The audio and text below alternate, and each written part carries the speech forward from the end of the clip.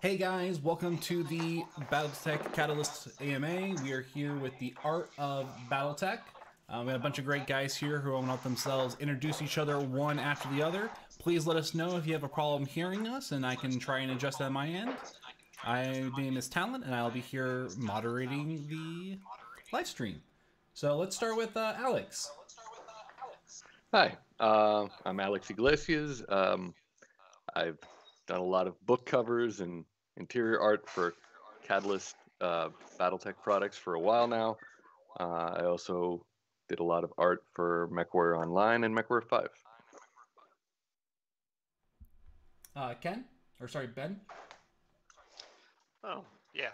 Hi, I'm Ben Myers. I'm better known as Bishop Steiner in the forums. I primarily do concept art right now for the Kickstarters. Brent? My name is Brent Evans. I'm the Senior Art Director for BattleTech and had some way of wrangling all of these guys at one point in time to work on BattleTech. Anthony? I'm Anthony Scroggins. I'm kind of the guy heading up all the mech redesigns lately, but do illustrations and stuff too. And yeah, my life's a mess. And Ken? Hi everyone, my name is Ken Coleman. I'm the new guy, basically. So that's about it. I do. I've done about maybe 10 to 12 pieces so far in commission for BattleTech this last 2 years. So delighted to be here. Thanks for having me. Well, we would have you do more if you would just quit your day job and focus on nothing but us. I'm totally joking. I don't know. Cushy job in university, you know, so teaching game design.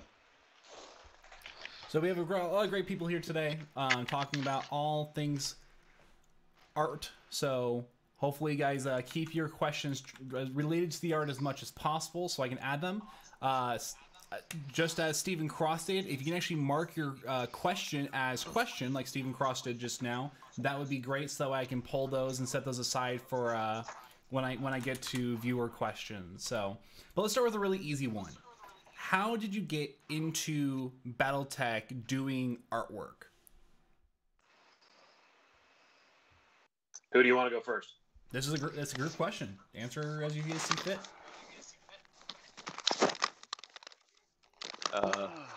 Take the reins. On accident. I'll start on that one because I was probably the first of the group.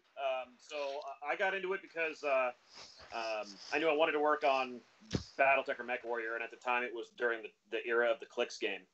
And so I reached out to them and said, hey, I'd love to work with you guys. And they said, all right, we'll bring you in on on an interview.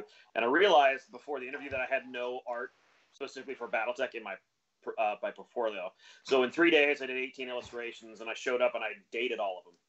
And when they realized, like middle of the interview, I just laid them all out and stuff, and they realized that I had created them since they set up the appointment, and I didn't realize they were like 3-4 months behind schedule on every single product line. They're like, wait a minute, you just done all these? I'm like, yeah, absolutely, no problem. So they brought me in, and I got, that was back for those of you that remember Clicks, that was the Wolf Strike release. Okay. So Jordan brought me in, sat me down. He's like, all right, for your first assignment, I want you to design the mech that Clan Wolf will use to replace the Mad Cat.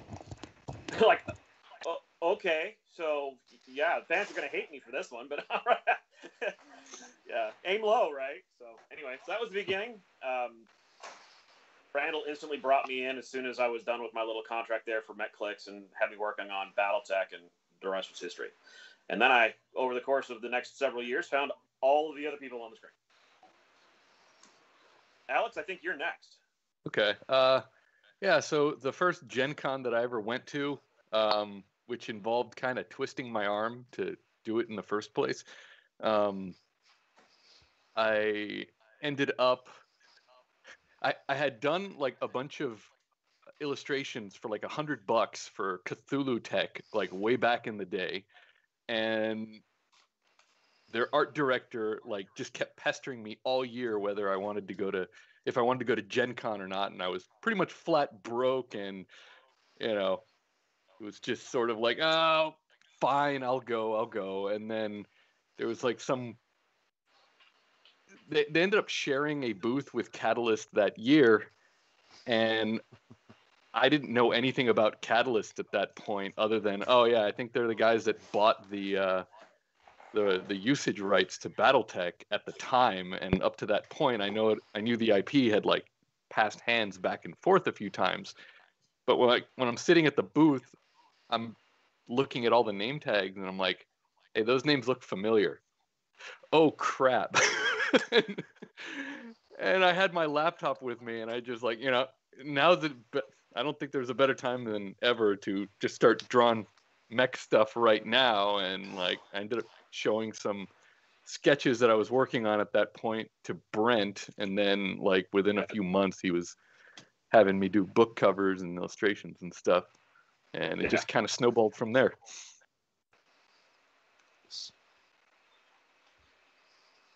Well, oh yeah, and I guess up before that point I'd been just kind of doing BattleTech art for fun, just as fan art and stuff. Yeah, been drawing BattleTech since probably early high school, playing Mech Warrior games and stuff. But it's got to be about 8 years ago now. Brent, you sent me an email to pull me in. Yeah, that sounds about right. It's a long ways back, but yeah, I was just starting to do a bit of fan commission stuff for BattleTech. I think people were seeing that I was available, and Brent saw me too, so pulled me in. And I think one of the first assignments he gave me was to draw people and not mechs, which was perplexing. They were not good illustrations, I can tell you that. Actually, they were not bad for the people we were getting from the other artists. So yeah, I believe I was an emergency replacement on that one. So something's better than nothing. Yeah. But yeah, I've been working my way up ever since, and now you guys just have me living robots all the time. It's pretty great. Yep. Okay, I think Bishop's next.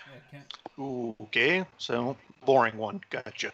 I've just been a huge BattleTech fan since like literally junior high. Kind of didn't really have much to do with it, but I started doing more art and publishing it once the Mech Warrior Online game started on their forums. Through some of that, I caught some of Anthony's attention, I think partly because he got mad because they picked my Marauder over his in a contest, which, I think still burns. But then there were some conversations on DeviantArt over some stuff, and at some point, story of, I think, gaming in general, crunch time, Brent needed illustrations fast. Anthony asked me if I wanted to give a hand at doing something for Shattered Fortress. I said, yeah, sure, gladly. And that was probably, I think, going to be about it. But then the Kickstarter started, and Anthony let me do the Urban Mech, because you know how much I love that stupid little trash can. And then somehow just decided to start throwing more and more concept stuff my way. And so I'm kind of the little mascot in the background that does the really rough concept work before the guys like Alex or Anthony make them look pretty. And okay, so Ken left. Yep. So I have to admit, guys, that my lower knowledge of BattleTech is really surface level. Okay, and the reason being, there's a shop here in Ireland run by a guy who lives BattleTech called Gary Jackson, right? And the two guys, Gary Jackson, Martin Sweeney, both very, very good friends of mine, love BattleTech. They live BattleTech, okay? I was working in the game store. I was the guy who would actually teach kids Magic the Gathering to kind of get them into the shop because they had no money for BattleTech and Warhammer. So they get Magic first, and then Gary goes, try BattleTech, and then they're hooked. That's it. We got him. So I remember some new boxes of something. I was big into Photoshop when I was in art college. Some boxes came in for a game, and I looked at the cover and I went, that is just silhouettes of clothes pegs mixed with pictures of the Vatican. I was like, I could do that. I could do that kind of stuff. And that was one of the first moments I decided I wanted to be a pro sci-fi fantasy artist. And it kept going and going. The guys started getting me to do unofficial kind of fan art BattleTech stuff using models. So people would give me 3D, because I became more of a production artist where I was really good at taking models from ZBrush and compositing them into scenery, because Photoshop and photo montage was my thing.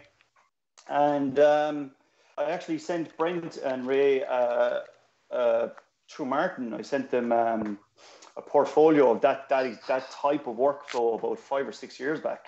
So that was kind of my introduction into it, you know. So mine is very much from a 3D to 2.5D, which is where you take it back a step, that kind of process, you know, more than the line art that Bishop does, you know. So, but been a lot of fun. Nice. Awesome. So with everything that's been going on, whether it's an old piece or a new piece, what has been, you know, your personal favorite piece of artwork, whether that you've done or you've seen someone else do, that you've just really appreciated in terms of, you know, what was brought into the BattleTech universe?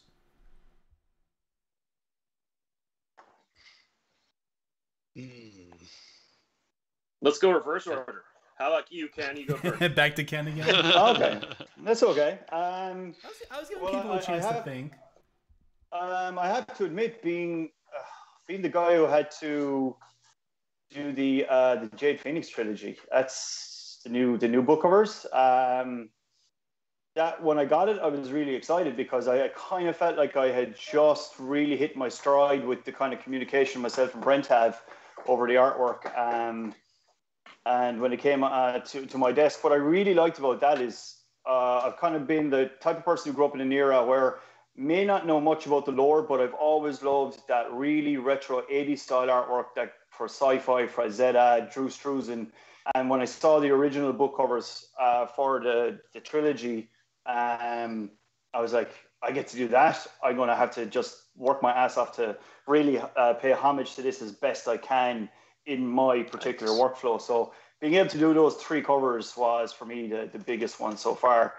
And I feel like I've really stepped into the workflow since, because I remember the first piece I did, I probably overthought it so much and kept going back on, no, I've got to fix that. And I think the thing ended up in about 6 gigabytes in size as a Photoshop file, because I work massive in case you guys need cardboard cutouts for Gen Con or something. We go, oh yeah, Ken sent this one that can be blown up 25 foot.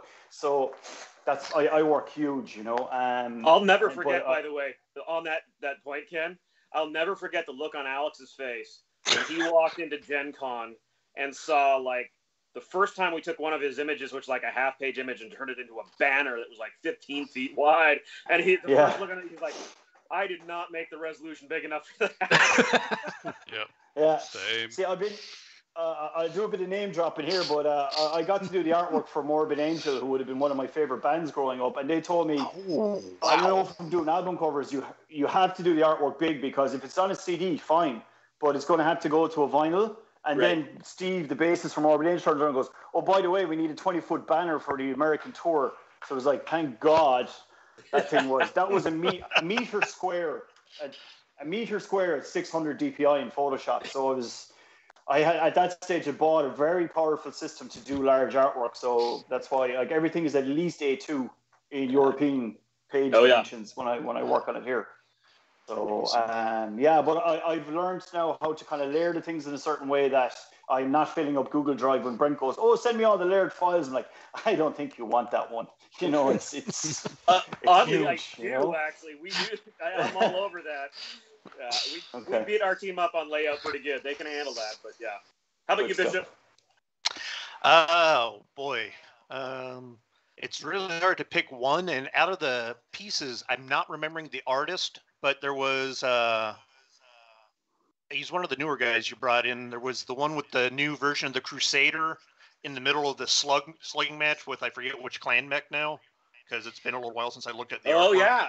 Ben and Parker. I really love not just the Crusader, which I think is the best redesign in the entire Kickstarter, but that style of artwork, because it was different enough, not the stock art, I guess is the best way to put it, just really blew me away. It's one of my absolute favorites. But I mean, I'm such a fanboy. Like, unfortunately, one of my favorite other pieces is from Alex, but it's one we can't officially use because it's his Sun Spider from Mech Warrior Online.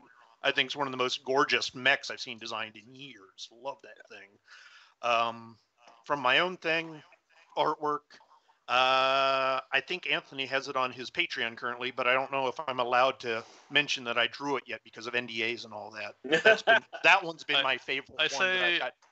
I say that one is fine. I know what you're talking about. Okay, so getting to redesign the Assassin has been really awesome, and getting it so that people don't mistake where the cockpit is finally makes me happy.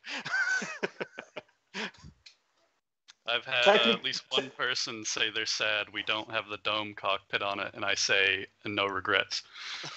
One of the coolest things I prefer the dome cockpit. I'm not gonna lie. I think it makes more aesthetic sense. Heretic. I love the idea. I think it was Mech Warrior Online where you guys did the first colorization where the dome part was all blackened out like it was a giant sensor package up there, and that was part of the thing. And I'm like, that's the one that really made me fall in love. Like, okay, I'm good with that. I think we did the dome cockpit for Mech Warrior Online, but we also made it so that like you could still see out of like we had enough clearance in like the front of the cockpit where you could kind of like see down past your feet and you could still see out of the tiny little windows in the front. So we tried to have it both ways. Yeah. Well, in my defense, two things. And HBS is the one that did the covered up the cockpit dome from the MWO model. They also changed the Marauder cockpit to be more the traditional eyeball. But I just can't buy into that huge F-16 cockpit. I like your design, don't get me wrong, Alex, but that does not fit a cramped cockpit that actually cripples pilots potentially and gives you a small cockpit quirk negatives to your piloting when you have this ginormous dome on top. Sure. And everything. To me, it just was like, I get in fights with Anthony all the time. I'm the lore first guy. Cool second, and Anthony's like, I don't give a crap if it says the Atlas isn't the tallest mech. I'm going to make it the tallest mech. Yeah. Yes, Any takeaway? Yeah, I think I'm just feel like I spent a lot of when I was first into BattleTech, it was I don't know who, maybe tail end of FASA, but that's when Project Phoenix art was coming out. But I was so new to the setting, I was mostly seeing all the Mech Warrior stuff. So getting inspired by Mech Warrior 4 artwork, I'm that new. But eventually, I feel like I was kind of chasing Alex here, like seeing your art. Oh shit! I believe even at one point, you and I both applied to work on some sort of Mech Warrior mod team. I think so, yeah. You'd done like a fire engine concept around that time. And yes! I was like, man, it's really funny that years later I was like, wait, I know this guy. And it's, yeah, I've known about Alex for way longer than I was aware. And then, yeah, like, I was just enjoying all of your artwork on like forums and stuff. Like we were both posting to the same places. Yeah. Yeah. But no, I was, because I'm a new art guy, that's, I think, part of why I'm where I'm at, is I'm not afraid to kick the old stuff when required. But I was like, wow, Catalyst is getting this Alex guy to do really cool modern artwork, bringing that new realism into it. So I've always enjoyed your stuff. But as far as a personal favorite piece, I can't escape my Unseen Moon painting. Where I took all the Unseen mechs that I'd been commissioned to redesign and that is a really excellent piece. Put them all in one piece. It was really fun to redo the first bit of it for you, Brent, with the Dragoons Alpha Regiment. I can't wait to see Brett you finish the rest of those panels off, because that is just such an amazing scene. Yeah, but I do need to ask you, like, hey, when do you need more of that? I'm actually going to be thinking about that pretty soon. So just know that you've already been given the thumbs up. Go run amok. Yeah. There's a long way we can go with that. Okay, how about So- you, Alex? I'll admit, I'm the most curious about what your answer is to the original question about. I'd say the artwork that made the most impression on me in terms of getting me into BattleTech in the first place was probably like, do you remember? I can't remember who did this painting, but it was that one of the Mad Dog on like a Mars type background, where it's like kind of desolate looking. Steve Like it's- Venters. Maybe I'm guessing it must have been airbrushed or something, because it's an old painting. It's kind of like a Mad Dog ground eye view, mostly red painting. Steve Venters. It was in the compendium. Yeah. 1990 edition. I'd say that one made a big impression on me, as well as the Tac Ops cover with the Uziel. Nice. That one was a good one too. As far as ones that I really like that I did myself, I'm pretty proud of the Atlas kind of busting through the wall, just because of how many revisions that one went through and how long that one took. Man. Yeah, actually, that was going to be one of my ones too. But keep going, definitely. I'm You also tell pretty. the story of how that came alive, because Oh yeah, it was originally supposed to be a Warhammer, and then like they didn't want to use the Warhammer after I had spent like I had gotten like 75% of the way done. It's like, we need to change it into an Atlas. I'm like, we got the cease and desist. Yeah. We got a cease and desist from Harmony Gold. That's why we had to change the Mech. I think I was working on and off that one for like months, probably. Oh, months and months. That took forever, because we had to, like, you were almost done, and we're like, I need you to change the Mech. Yeah. You're like, seriously? Yeah. I'm also pretty happy with some of the ones I've done lately. I don't think they've been showcased. It was a bunch of novel covers I did. Pretty happy with how they came out. I believe the production proofs just arrived at Randall's house yesterday, because I saw him unwrapping. Mm-hmm. So. Well, for me, honestly, the ones that originally got me back before when I was just a fan, this one and this one. Oh yeah, that is one of my favorites too. Yeah, and then once I started working on it, I'll be honest with you, one of the first ones that comes to mind is Alex doing the Warhammer homage cover that we had to then swap it in the Atlas into, and then it was this one, the Marauder, the Red Duke Marauder. The Red Duke Marauder is pretty good. It's just amazing, and honestly, one of the coolest things about it is I love the image. And then we went to MechCon, and Piranha had printed up. It was like a 15-foot banner of the image. It wasn't actually larger than life, because a real life Marauder would be bigger than that. But still, it felt like life size. It was like, you just looking up at it, it was amazing. So yeah, that was one of the best. And then honestly, the Anthony was just talking about him redoing his moon, his unseen moon image. Most of the fans don't know, I have assigned out to all of my top cover guys out a chance to do a 4 cover wide image. Each one of them has done it. And the one that Marco Mazzoni turned in is absolutely staggering. It's so insane. Unbelievable. Spooky, like every one of them is just, they're so awesome. But it was interesting because when Marcos came in, every one of us stopped and said, that may be the best BattleTech image I've ever seen. I'd agree. Yeah. It's just one of those times where you actually capture the lightning in the bottle, where all of the colors that were chosen work. The camera angle was just right. The way that he did the weapons, because I always, you guys can tell, the fans don't know this, but I'm always asking for, like, I want the mech in a crisscross of fire. I want way more weapons fire going on, and he managed to capture like the glow of each individual weapon as it was passing between the mechs and adding all these different little light flash sources and stuff. It's amazing. But yeah, honestly, I would say the best art from BattleTech is actually we're not allowed to show yet, and what these guys are working on right now. It's going to blow the fans' minds. It's the best ever. Oh, and I will also do a call out to Ken, our relative rookie here on the call, because he turned in an image none of us thought anyone could pull off. Oh, really? You did, seriously. In the what did we just do? It was oh, it hasn't come out yet. The next source book for Ill Clan, the Invasion of Terra source book. He did a mech walking through fire in the middle of a firestorm, with elementals hanging on the mech as it's charging through flames that are taller. Oh, yeah. That looks so cool.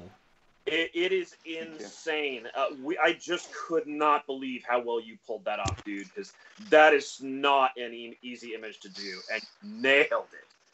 So, yeah, we're all still raving about that behind closed doors. So there you go, Bishop. You just need to set a whole lot of stuff on fire, apparently, in your images, and that's where you... Fire always works. Fire! Fire! Fire! Exactly. Actually, what's funny about that is based on the well, part of this is like, oh my god, this is like therapy. Everybody gets these lines from Brent about like fire, fire, fire, fire, fire everywhere. It's not just me. But not I just you, dude. I have a Brent grid now. Yes. A Brent grid, which is basically this kind of manga style comic white lines that I just drop onto my image, and it just does this big perspective thing, and I go, Brent would like stripes here, and we put them here, we'll put them here, we'll put them here, and then I just turn off the layer, and then I send it over and go, what do you think? So it's working. Yeah. So Christopher Ings really wants to know, Alex, did you get your box? No, I don't think I have, actually. You get any Kickstarter comp copies? Did you get? No, he did a set of designs for Chris for his wished for Clan Fox, and they looked amazing. Right. Man. I still need to finish some orthos for those too. I'm sorry. It's one of those things that is always like, oh crap! I got to get around to doing that. Yeah, so everybody else listening, we do occasionally do side projects for people that want fan commissions. So yes, that's possible. Okay, so given that the Kickstarter has given us new opportunities to revisit designs on mechs, is there a mech you're most excited about getting a new facelift? I'll start and just say none of them, because it's all work on my plate. You guys need to stop. My life is redesigning more mechs than I could ever imagine. When we did the Game of Armored Combat box, I was like, this is a cool start. We could do a few more of these. You know, pick a few of the most popular ones, which by this point, I don't know if we've missed any other than moving forward in the eras. I'd say looking forward to FedCom Civil War mechs would be, you know, there's some cool ones in there. Fafnir, Madcat Mark II, stuff like that, Blood Asp. But, oh my, do I design more mechs than I ever thought Catalyst could handle. And, yeah, the fans made that happen with just the mountain of cash she threw at us. It makes me weep. It's like, oh no, this is my life. But, yeah, I'll kick it off to the other guys. I think, have you guys gotten to the Yauman yet? Or No. God, no. Hey, Talon, can you use Mike Alex's phone from now on? He's not allowed to speak. That's not. I'll be fair, that mech can look okay. I've seen redesigns. I've seen people. Oh God, I can't remember his screen name. Is it Eric? Starts with an E. Yeah, Eric O or something. I think he's done a cool one. Yeah, like he gave it a pelvis and key parts. Is Eric O out there? I haven't seen anything. I don't know if he's active. Yeah, he did some good work.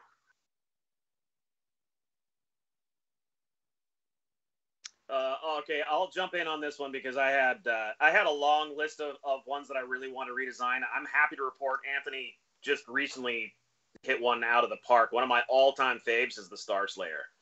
And Anthony finished the redesign and sent that over, and it is so much better than I dared fear, and I'm very pleased. Personally, I saw the comments going on here. The Clint needs a redesign.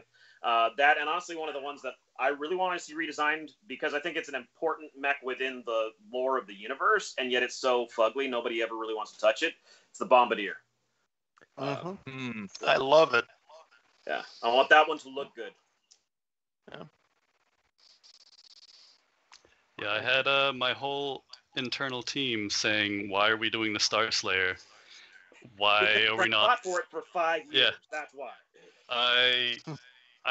That's one where I'll back you up. It is an ugly mech, but I think it should still look like it looks. And everybody's like, "Why aren't we blowing it up more? Bishop gets to blow these up more than that." And I'm like, "No, this is a Star Slayer. If you take away the ugly, it's not a Star Slayer anymore. There's the egg torso. Just you can't do anything else. So it is what it is." But I think it turned out looking really good. Once we show it off to people, they'll love it.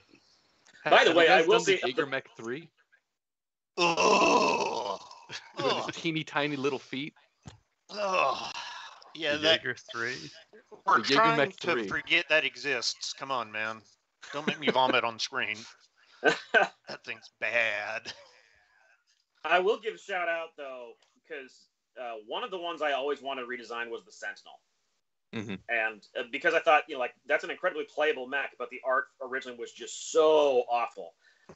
And the way, you guys pulled that off and reimagined it the way it should have been, I think that's one of the biggest success stories of this entire effort, was just how awesome that mech ended up being, considering where it started. Mm-hmm. Well, thank you. That is a favorite of mine, too, because Anthony had a couple good ideas that he had me look at for it, and it really combined together really nicely. I will say that. Nice. So, designs I'm really looking forward to. One is the Vulcan. It's always been a favorite of mine. I think most people on the BattleTech pages know that. But one that I don't know if we're ever going to get to touch anytime soon. I like the oddball mechs, the ones that aren't super popular, 40-tonners, Hermes 2s, stuff like that. But I also really like stuff like I want to redo the Fireball really bad. I don't know why I like that little piece of junk, but I love it. I love the Fireball. Absolutely. It's a great little mech. I hate its weapons configuration, but it's so easy to swap out and make that thing incredibly playable. Yeah, exactly. And I guess I like egg-shaped mechs, apparently. Urban Mech, Fireball, etc. And more recently, hockey pucks as well. Yeah, I've had that list added to the list. I guess I'd be interested in the Imp. That one's interesting. Although David White did a really good take on it, I think. Yeah. Yeah, and honestly, we just got the redesign for the Mackie, and the new 3D model for that, and the fact that they were able to take that and make very few changes to it and make it end up looking like a totally cool battle mech, I'm totally convinced that the Imp could be made looking cool. Heck yes. So someone says, "Please save the Imp. The art for it is rancid." I think a lot of the vertical trash can mechs are pretty easy to make looking good. Now, of course, that means you need to, I guess, like what I tend to do to them. Not everybody's a fan of what we did to the Flashman, but and the Katana. You made the Katana cool. Oh, the Crockett. The other, the Crockett. That one was fun. I really like how that came out. Didn't you actually give it your, Didn't you actually give it like some way for the legs to actually connect to the torso? Yes, that is a universal goal. Step 1: do the legs work. Ooh, man, BattleTech. What were they thinking? liquid metal joints, obviously. Yes. Liquid metal joints. I recently handed in final everything for the Kraken. So I believe that's coming out soon on something. And Johans has been hounding me for months. Got to make it look right. Got to do this and that. And so I sent him a very direct email with art, and I said, "Here it is." And he's like, "Yes, this is it." I think Ray even said it was beautiful when Ray said he doesn't like that mech, but I may be mistaken. But another inoperable leg mech fixed. Yeah. Yeah. Now, if you can just take care of the penetrator for us, that would be awesome. That one could look I fixed that one already. I just Did you? need. Yeah, I did that one. I got some really good legs on that one. Yeah, fan art. Nice. Now I just need, speaking of hockey pucks, convince Anthony to drop another hockey puck mech on his Patreon feed relatively soon. One that he should know which one I'm talking about. There's so many. What would be an example of a hockey puck mech? Mercury. Oh, okay. Mercury, Hoplite. Hoplite, Oh, yeah, the hoplite. Yeah, I went to Hoplite instantly. Apparently, someone will eat their hat if you make the imp look cool. That they're still mad at you, Anthony, for making the Flashman look cool. I've seen a lot of darn. Now I have to buy that through this Kickstarter. Yeah. We're not slowing down. One of the funniest parts, it's a good thing that the fans can't see the debates that we all have behind us as we go through the process of trying to overhaul these things. But one of the toughest things with the Flashman was we need to not make it look too cool. It needs to be an ugly, clunky thing, but we want to make it cool so that people will want to play it. So there's a weird balance, is that you can't just ignore all of the ugly that is on these things. It's like, how do we incorporate the ugly and find ways to make it work? That's one of the weird things about the process. Or remembering the role of the machines. Like I had some people complain that the Enforcer wasn't sexy enough. It's a trooper mech. It's a mass-produced frontline basic grunt machine. I wanted it to look like a pickup truck, not like a Ferrari. You know? Yeah. Well, and one of the things that a lot of people they jump to what their wish list is, like, oh man, I wish this would be. And it's helpful to remember that in time we'll get there. But right now we are still working our way through the list of what is effectively first generation mechs. You know, so when people are like, yeah, I want the 3 or I want the 2, like, dude, we're still doing the 1s. We haven't even got there yet. Give it time. Give it time. Yeah. You know, it's more like the Lion King saying when he's eating the bugs, you know, slimy yet satisfying. Yeah. Perfect. I really like what Anthony did with the Falconer, for example, for trying to make that thing look like the legs would not just constantly collide with the body or each other, just in basic movement or torso twisting or whatever, and still somehow it still looks exactly like a Falconer. Like you just point at it, it's like, yep, that's a Falconer, even though, like, you know, the legs work now. Which gives us a great blueprint for if we ever get to do the Hussar, because it had a similar leg design in the original art to the Falconer. All the body leaning forward, the butt stuck way up in the air. So, actually, I got to give, both Alex and Anthony deserve a huge amount of credit for some of the ones that you guys redesigned. The one that stands out the most, because it was such a radical departure from the original art, is the Nova. Because the Nova's legs originally attached at the shoulders, so there could not be a torso twist. And yet you guys found a way to give that thing hips and a twisting torso, and yet you look at it and you instantly think, oh, that's a Nova. It's kind of cool looking. I can't figure out what's different. And, like, that's not an easy thing to do. That's a massive change to that mech. Yeah. You guys I had to be like, okay, I'm giving it a pelvis. How can I squish this thing so that it's still kind of short looking? Yeah. And a lot of it was the original Nova has really long legs. I think Counterpoint, they're like, oh, it has no pelvis. Now we need to make it really tall because it looks ridiculously short. That was a fun one. I think a lot of the people that were really unhappy with that once they got it in hand, they're like, okay, this is good. A few people still cut the legs and the hips and put them back together. And I designed it to do that. I hooked people up, and it still looks good when they do it that way. I mean, in my end, it was more of a gameplay consideration because not having a pelvis is that much of a drawback that yeah, gonna have to figure out a way to do this. It was more of a needs must, but I don't disagree, because I think from a practical consideration, it is probably not a nice ride to have your legs connected to your armpits, as far as bouncing around and being able to turn or get off the ground or anything like that. Like, I don't know how it's in any way an advantage to do that. Maybe you're a nice small target, but like, how do you even turn, or like? So what are the questions? Oh yeah. So for artists interested in joining BattleTech Art or doing BattleTech artwork for us, what should they focus on? Aesthetic, realism. What tips could you give aspiring BattleTech artists for getting into the scene? They could roll in my college.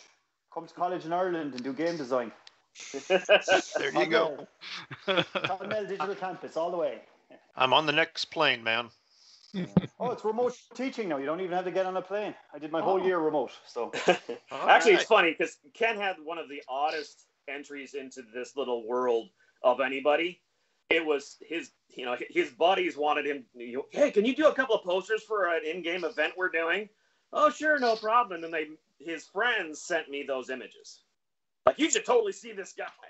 I'm like, yeah, this is awesome. And Ken's like, I don't know anything about BattleTech. I just told them. They told me what to do, and I drew it. That's all I got. So he's had a heck of a crash course. But as an artist, sometimes it's good to be to kind of have an arbitrary kind of, you're not totally biased in the world.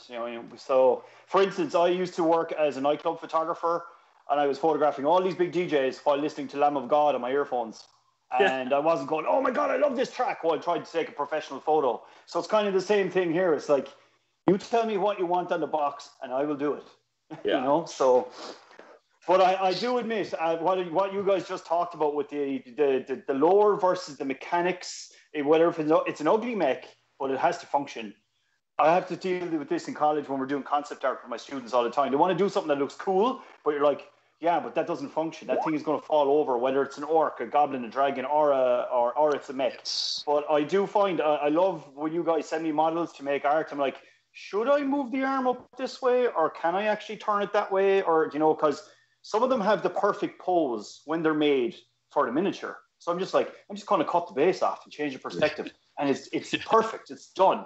You know. And some of them, I've said some stuff to Brent where I've really just gone crazy with wide angle perspective, and you're going at it going, now I've made the mech look tiny. It doesn't work. It has to look like it's towering over you, so my knowledge of cameras has really helped with that too. But it's a lot of fun to really learn about and go back to my students and tell them the experience as well and how to get this to work.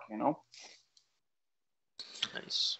Yeah, for me to answer the original question, back before we had 3D models, I would say 60% of what we were doing was just measuring everything out to get the angles and the proportions and the perspectives right.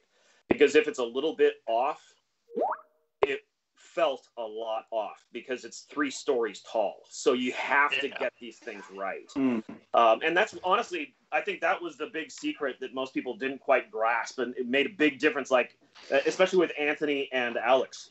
They grasped it really early on to help make these things look like towering engines of destruction instead of, oh, look at the cute little robot. And so that was the trick up until recently. Now that we have a library of 3D models to work from, people that are totally new to even BattleTech, like Ken, where we can throw them a 3D model, like, all right, so here's what I want you to do, put this paint job on it, here's the lighting, here's the scene, here's what I want you to come up with.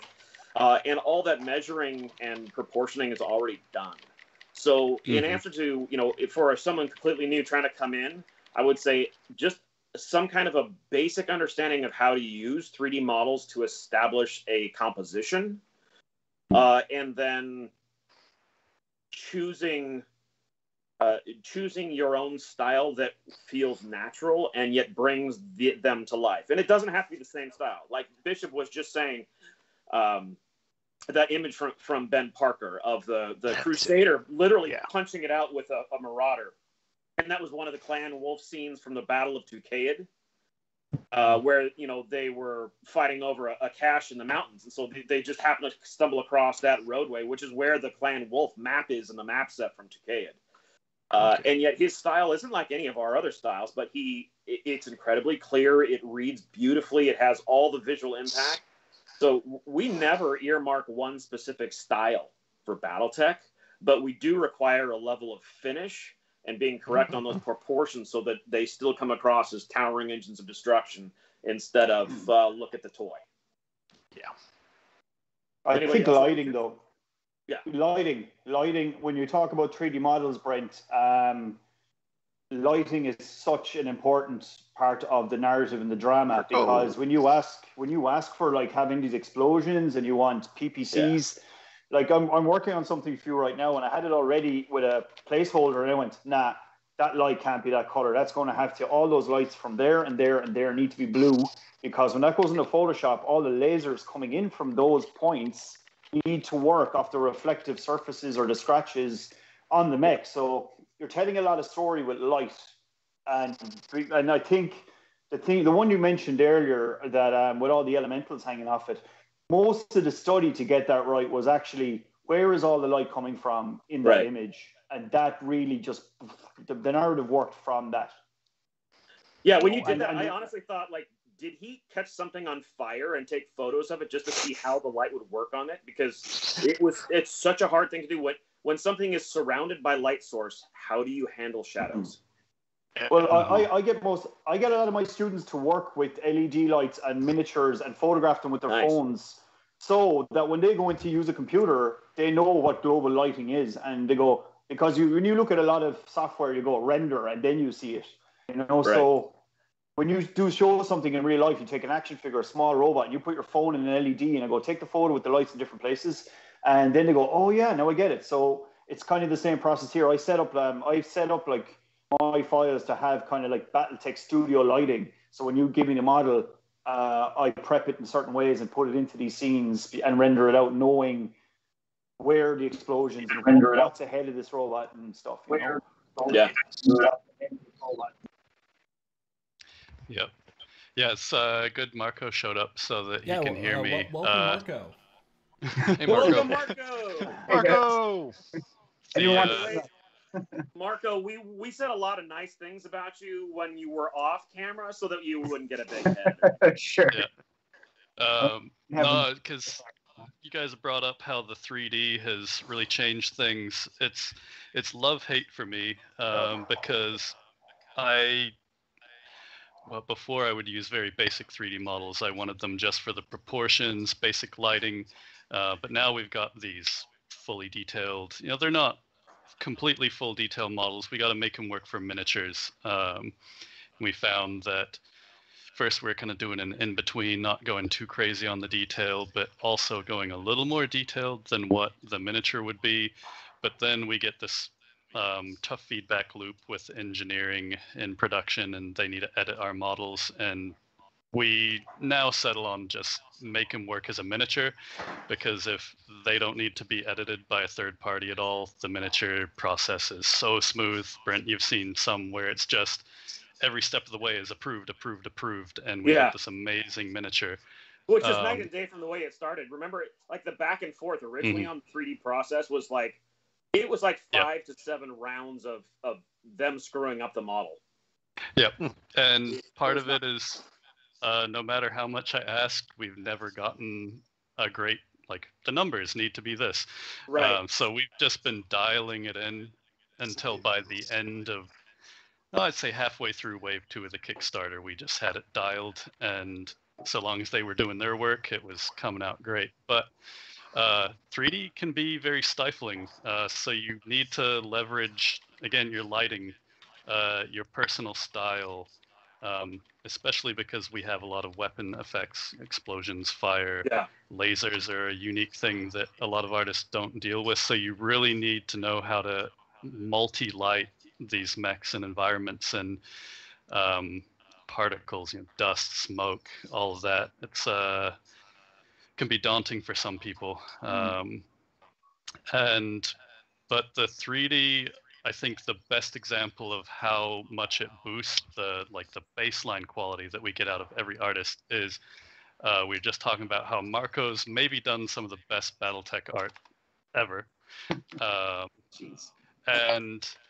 But when we did the combat manual Mercs, it might have been where we first had my redesigns in there, and there was the Warhammer in it. And Marco did the Warhammer without a 3D model, and it was not good. It was not good. Well, it is translated off of I think it was just your 2D line work too, and it was just that upward angle. So I'm trying to translate everything. And it's the first time I've seen that design of it. Yeah. So I spent probably way too much time just trying to get it right, and it's no, okay, it's good enough. I'll just add more texture. I already knew Marco was a good artist, and then you did Warhammer. Most of them you did were pretty good. But I was like, oh no, the Warhammer, it's this first color appearance, and it's ugh. But now we're at this point where it's just everything's awesome. And the main battle. I guess if you're coming in as an illustrator to BattleTech, you're gonna need to dig in and figure out a way to make the 3D models not just look like a pasted in 3D model, because I hate that. I want our illustrations to look illustrative, so you need to break them up and put your own spin on it. You can't rest on the model too hard, even though it's really railroading you in. You don't get to do any crazy warp unless you you can work that in. But it's a very unique, it's evolution of art kind of stuff. It is no doubt very pipeline and production focused, at the cost of some creativity. I feel with what Brent has asked me of the art, Brent, sometimes you go, and I want to be able to see the cockpit. And then I'm looking at it as an artist going, but I want to be able to look up at it because this thing is, as you said, 3 stories tall. So then you got to find that middle ground. And I think you were saying there about the restrictions. So what I often go for is silhouette, because we teach silhouette for game design quite a lot, and we always bring it back to the idea from Lord of the Rings, where it's you have to pick out every single character walking across the mountain. So in that same kind of theory, it's I want to be able to see the silhouette of this huge mech, but as a lot of them are standing with their 2 arms forward, it's how can I tilt these slightly or move an arm and rotate this and rotate that, so I get the best action that causes, just when you look at it, you go, that is a Warhammer, that's the Mad Cat, that's exactly how I would love this character to be, this iconic machine is coming at me, and to get, I'll be able to show everything that it is functional, what its weapons are doing, it's in the heat of battle, and then can I still see the pilot? Can I see the cockpit? Or should I be looking up at it, But silhouette, that is one of the things that is very... That is one of the things that's very challenging when it comes to depicting a lot of these mechs, because some of them, they have a good side. You don't want to you don't want to have a mech that a particular part of it just happens to be a certain shape that obscures everything.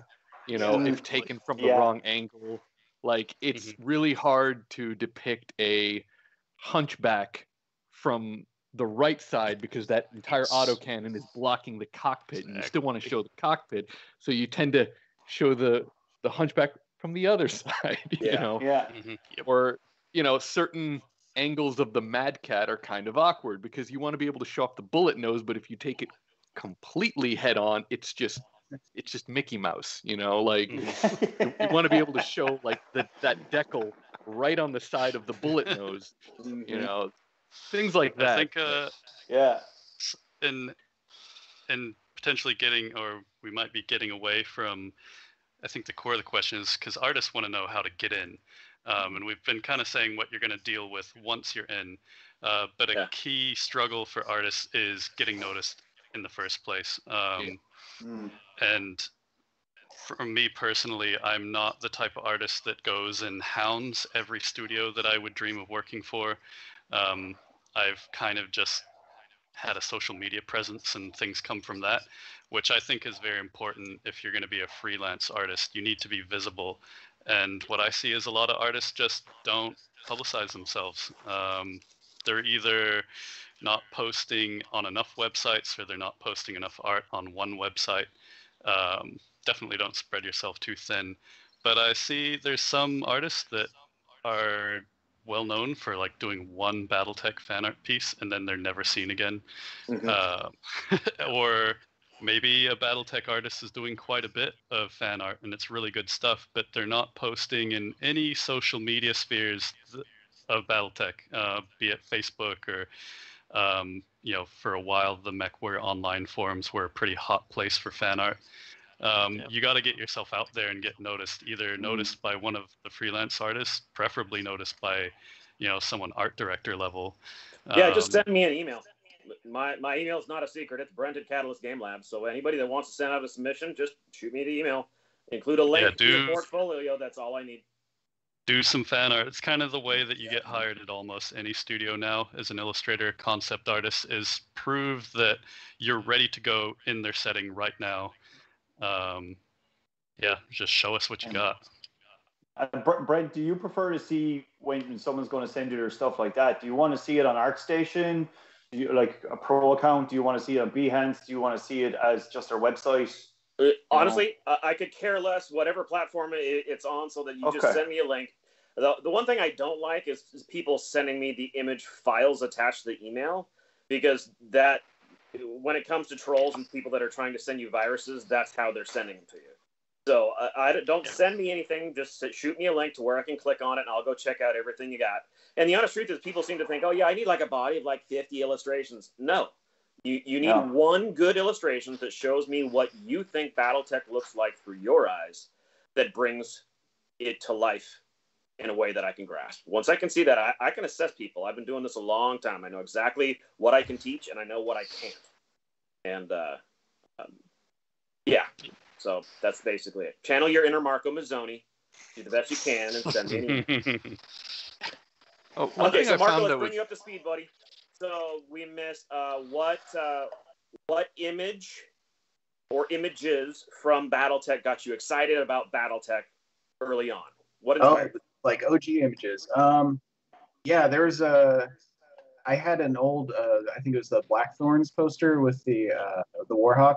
And that was the one above my bed growing up, and I was just like, oh man, I want to do a poster like that someday. So I think that sort of like set that tone for me. And I look at the stuff I'm doing now, and there's a lot of like PVCs, you know, very similar sort of like compositions for. Yeah, okay, I got a type. Nice. Okay, but yeah, a lot of the Doug Chaffee stuff really just like it clicked with me. I love the the sort of mood he was able to get in his pieces, and just the crunchy metal. Like his designs were whatever, but like the actual illustrations were really cool. Yeah, they were amazing. In fact, one of the coolest things when I became the art director, getting to see the high resolution scans, and in some cases like between Chaffee and Vowinkle, being able to like zoom in on how they did the detailing on their armor edges. Yeah. A little, like most people don't realize, for the Vowinkle art, you're actually looking at his pencils. One of the last things he does is he takes his pencils and he inverts the colors so that instead of black lines, they're white. And that's why there's a thin white edging outline on all of his armor edges. That's actually his pencils. That's what he starts from. And it's amazing. So, yeah, it was awesome. Okay, next question for you was, if you got to redesign any mech that hasn't been redesigned yet, what would you get to redesign, Marco? Gosh, I don't know what's left at this point. A lot of my knowledge is pre-Civil War era. I kind of like the dorkier ones. Like I don't know. I wouldn't mind doing something like the Hermes or the Imp, or you know, anything that looks just kind of like awkward and weird. And it's like, yeah, let's see if we can have fun with that. Nice. Well played. Both of those were in the comments earlier about ones they really wanted to see. So I'm sure there's a lot of fans out there geeking out because Marco said it. Marco said he's at the end.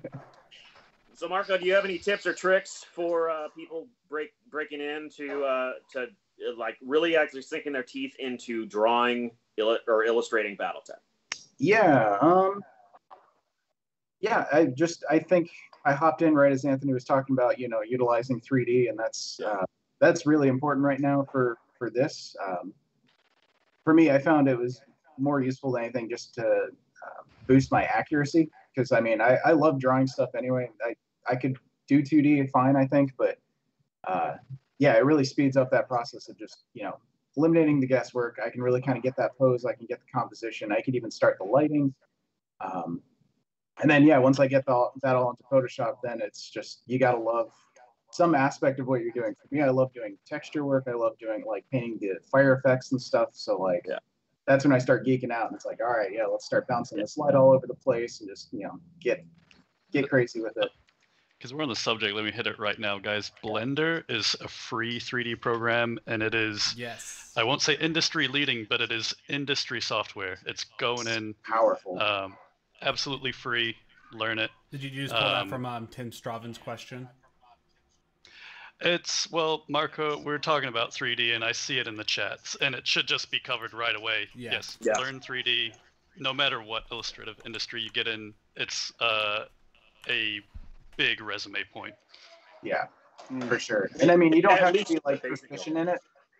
You just have to. You have to be able to get in there and like at least pose your mechs. Get in there and get some good camera shots, and just baseline stuff at least. Mm-hmm. Yeah, like Blender, because there's tons of tutorials for it on YouTube. Very easy to get started in it. Yeah. I'd say something that's also really useful is just look at a lot of photographs and videos of actual, like, large weapons being fired. Like, in terms of how much dust they kick up, in terms of how muzzle flashes are shaped, in terms of how missiles look when they're being fired out of launchers.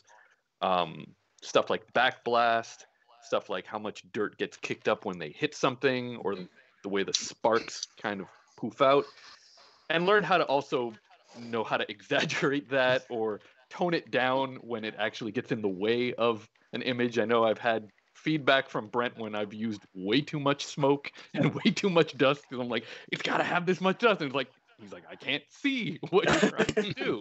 So I'm like, oh crap, all right, I gotta figure out how to dial it back but still making it look like it's there so the image ain't too clean, or how to make machine gun tracers, come into the frame at like an aesthetically pleasing angle without also distracting from the image or, looking awkward.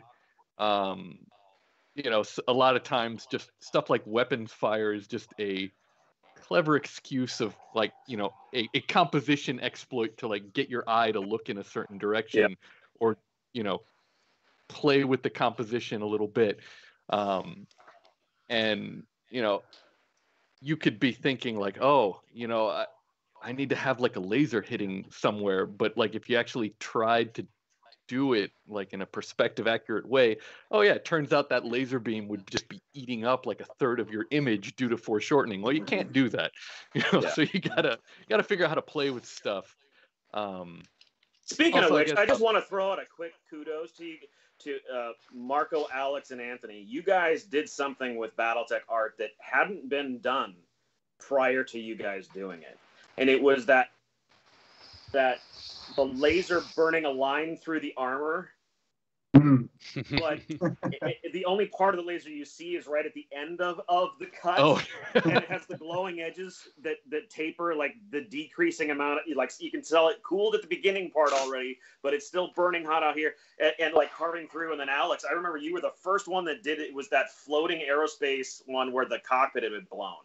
Oh yeah, Little Bandit. And all the edges of every layer of armor and mechanical and internal structural stuff was all separate. You could see it because it had burned out through, and every one of it had the glowing orange little edge and stuff. And so you guys you took the damaging of the mechs to a level that allowed people to identify what weapon actually caused the damage. And I really like drawing battle damage. Yeah, it totally brought to life. But my second favorite thing to drawing weapon effects is drawing battle damage. Yeah. I have to second that one. I love my mechs dirty and just chunked up and as rough as you can get them. A clean mech is one that's ran away from battle. Yeah, exactly. Yeah. So I think that answers that question pretty well. I think from everybody. Did we miss anybody on that one? I think we got it. Tips and tricks. Okay, so from another side of it, from the art side, what goes into creating new art for redesigning a mech? And I know that for some of you guys, you know, for Brand, that's a lot of art notes. But I know for a lot of you guys too, that's probably more about thinking about how something should be redesigned or how a piece should look one way versus another. Well, it's interesting because originally I was the one tackling that, and then that baton has really been handed to Anthony. He has picked that up and run with that in ways that were far beyond anything we ever conceived. So, yeah, why don't you take that, Anthony?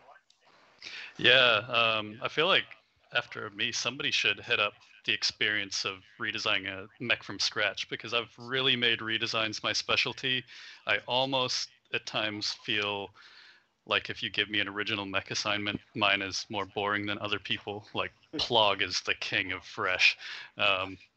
Amazing. And but yeah, like it started off as the typical process where I'm getting mostly direction from Brent and other line developers and stuff. But when we do a Kickstarter and we need 100 designs, and Brent is the art director for every IP at Catalyst, there's just no time for that. It is a full-time job, just me designing a good amount of the mechs, but just overseeing everyone else working on it. It's a lot of work, and to push the level of quality we're doing, yeah, it's a full-time job. It's insane.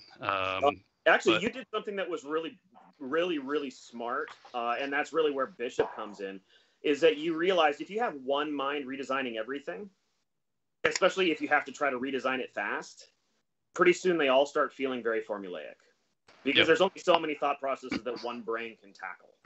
But Anthony brought in a whole bunch of other designers, you know, like Bishop, and a whole host of others to take fresh approaches on things that he didn't have a clear vision for.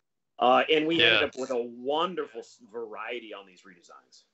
Mm-hmm. Yeah, a lot of the time I'll have a clear picture of what I want to design. If I have the time, I'll redesign a mech. But I understand, if I'm doing everything, you kind of fall into a trap. Alex has lived this for years with Mech Warrior. And I think he's done a good fight. Like, I enjoy pretty much every redesign you've done. And it's for a video game, so you kind of do want a homogeneous style in a way. But you know, that gets a lot of flack from people, and I wanted to be like, okay, if I just do it all my way all the time, there's going to be issues, and there's already issues at times. I look at designs, I'm like, I'm getting boxed in. So yeah, having, you know, Bishop and Harry Cleo and Alan and like all the people, I get in Alex and Marco whenever I can, because you guys do great work as well. And now it's kind of can be a boon. Alex, from you, I can get that Mech Warrior style, and Marco, you just kind of bang out whatever's handed at you pretty good too. I like having that mix. So, you know, things are still probably 60% my designs at this point, but it's good to loosen it up. And now I'm trying to, you know, settle everyone in so they can do more and more, and I can be a little less heavy-handed because, Bishop, you guys can all say, if I don't like something with your art, I'm just like, all right, I've changed it. It's done. Very little consultation. But a key thing was the way BattleTech redesigns used to go is that was just part of your line art assignment. And so an artist had to tackle however their concept process personally was. They had to whip that out, get that approved, and then get a piece of line art approved. A lot of design edits happened during the line art process, which I don't think is ideal, but I'm not a line artist, so I hate doing design during that stage. So I flipped it, and we do concept sketches first. And now that we know that we need miniatures for pretty much everything, instead of going into line art, we go into 3D. As in 3D space, we then pick up all the things that one sketch couldn't do.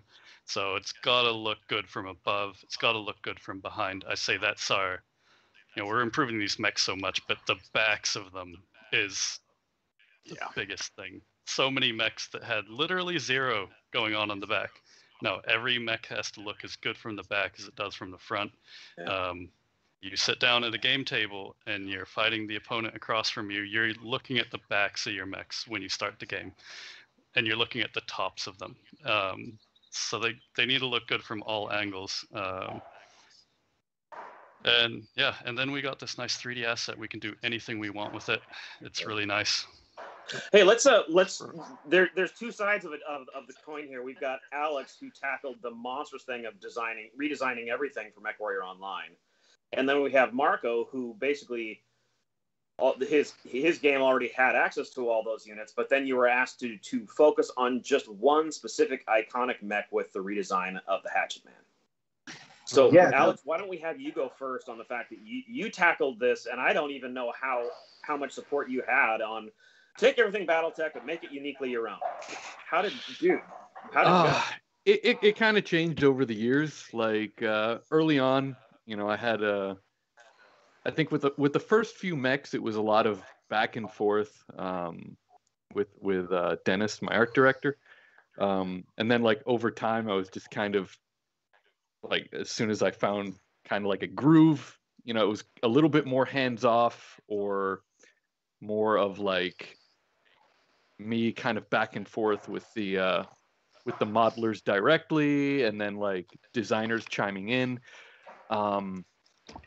But yeah, it was a challenge, because like certain requirements changed over time. Like early on, we didn't have like at the very beginning, we didn't have loadouts change. Like the appearance of the mech did not change depending on what the loadout was. Right. Like the Hunchback's hunch was always the same.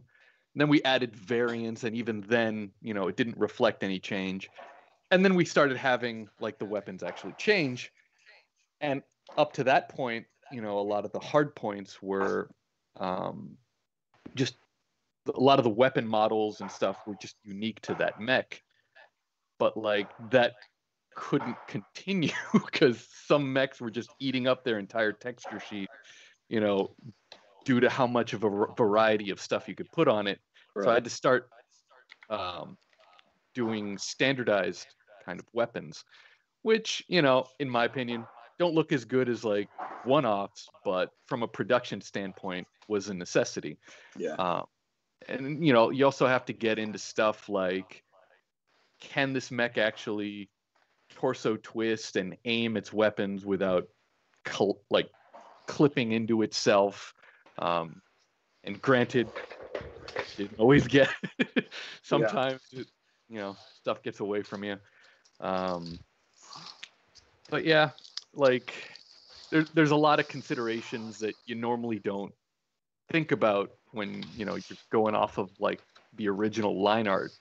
How this would actually be affected by being translated into a real-time game.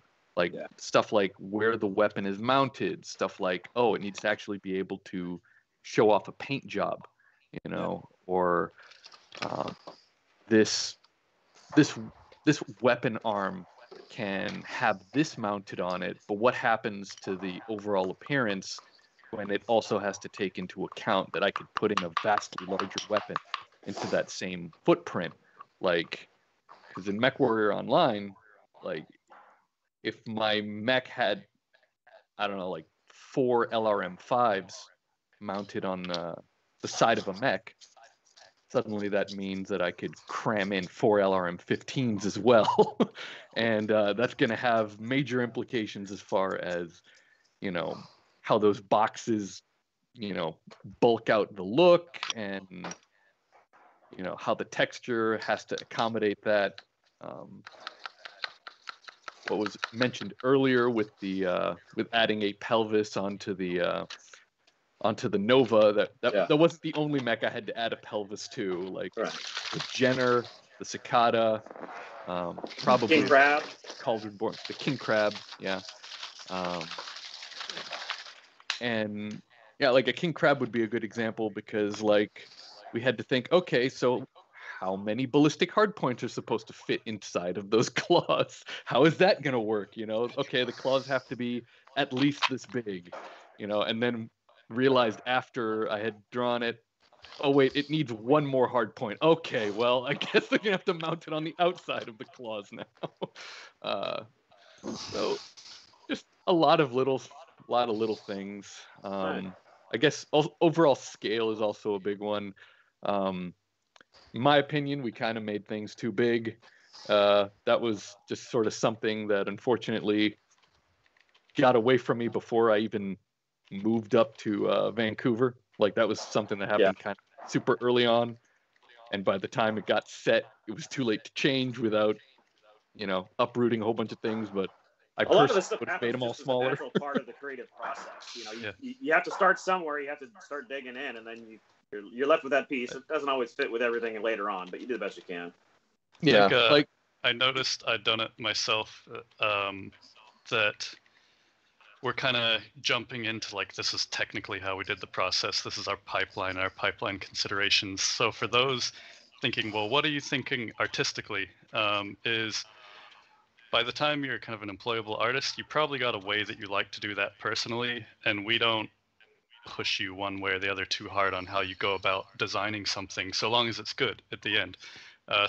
Whereas when you get in this company, need to get it done, need to do a lot of it, the concerns become technical pipeline production issues. So I've had to design a whole mech design pipeline for Catalyst. Alex has had to work out a way that he does designs for PGI, and Marco, I'm sure, will delve into how he has to work with Hairbrain. Go ahead, Marco. Yeah, sure. And I mean, it kind of just sort of piggybacks off of Alex's stuff, because I mean, we're using all of their PGI mechs as sort of like a base. So I mean, when it came time to design like the Hatchet Man or the Bull Shark, we pretty much just trying to mimic their style and their process just enough to kind of like make sure everything fits. Otherwise, it would look like somebody just modded this mech into the game, and you know, it wouldn't fit with everything. Yeah, so I mean, design-wise, that was actually kind of a fun challenge, just trying to mimic his aesthetic style, which tends to be a little bit more sort of military to, you know, the more, I guess we've got a more higher tech style, I guess, with Anthony's designs, I would say. Yeah. Yeah, you guys have little gribbly bits that would never survive the yeah, it's just a complete detail difference. Yeah, sure. And it's kind of fun being able to design a little bit for both, just because you do kind of have to like switch gears a little bit. And, I really do like how your Bull Shark and the Hatchet Man came out, by the way. Oh, thank you so much. Appreciate that. They look really awesome. Standing on the shoulders of giants there. So thanks for laying all the groundwork for me. Well, that was a challenge because when I'm doing the redesigns, I have to tackle, all right, Alex has done this in MWO. We can't be worse than MWO. It's got to be like a side grade or better, which can be But it can't really look like it sometimes. either. We have to make it distinctly different than the MWO one. Yep. So, and then Marco does the Hatchetman. I'm like, now there's another one. Because we got to the Hatchetman. I was like, well, now it's got to be as cool or better than Marco's Hatchetman. I love that Switchblade Hatchet, by the like that Switchblade Hatchet. Yeah. I have to thank the animators on that too. We did a lot of work together just to try to figure out how to not just make it functional, but like cool, you know, and like as soon as somebody suggested sort of like just the idle animation of just sort of flicking it, and that's when it started coming together. It's like, oh fuck, this will be really cool. Let's do this.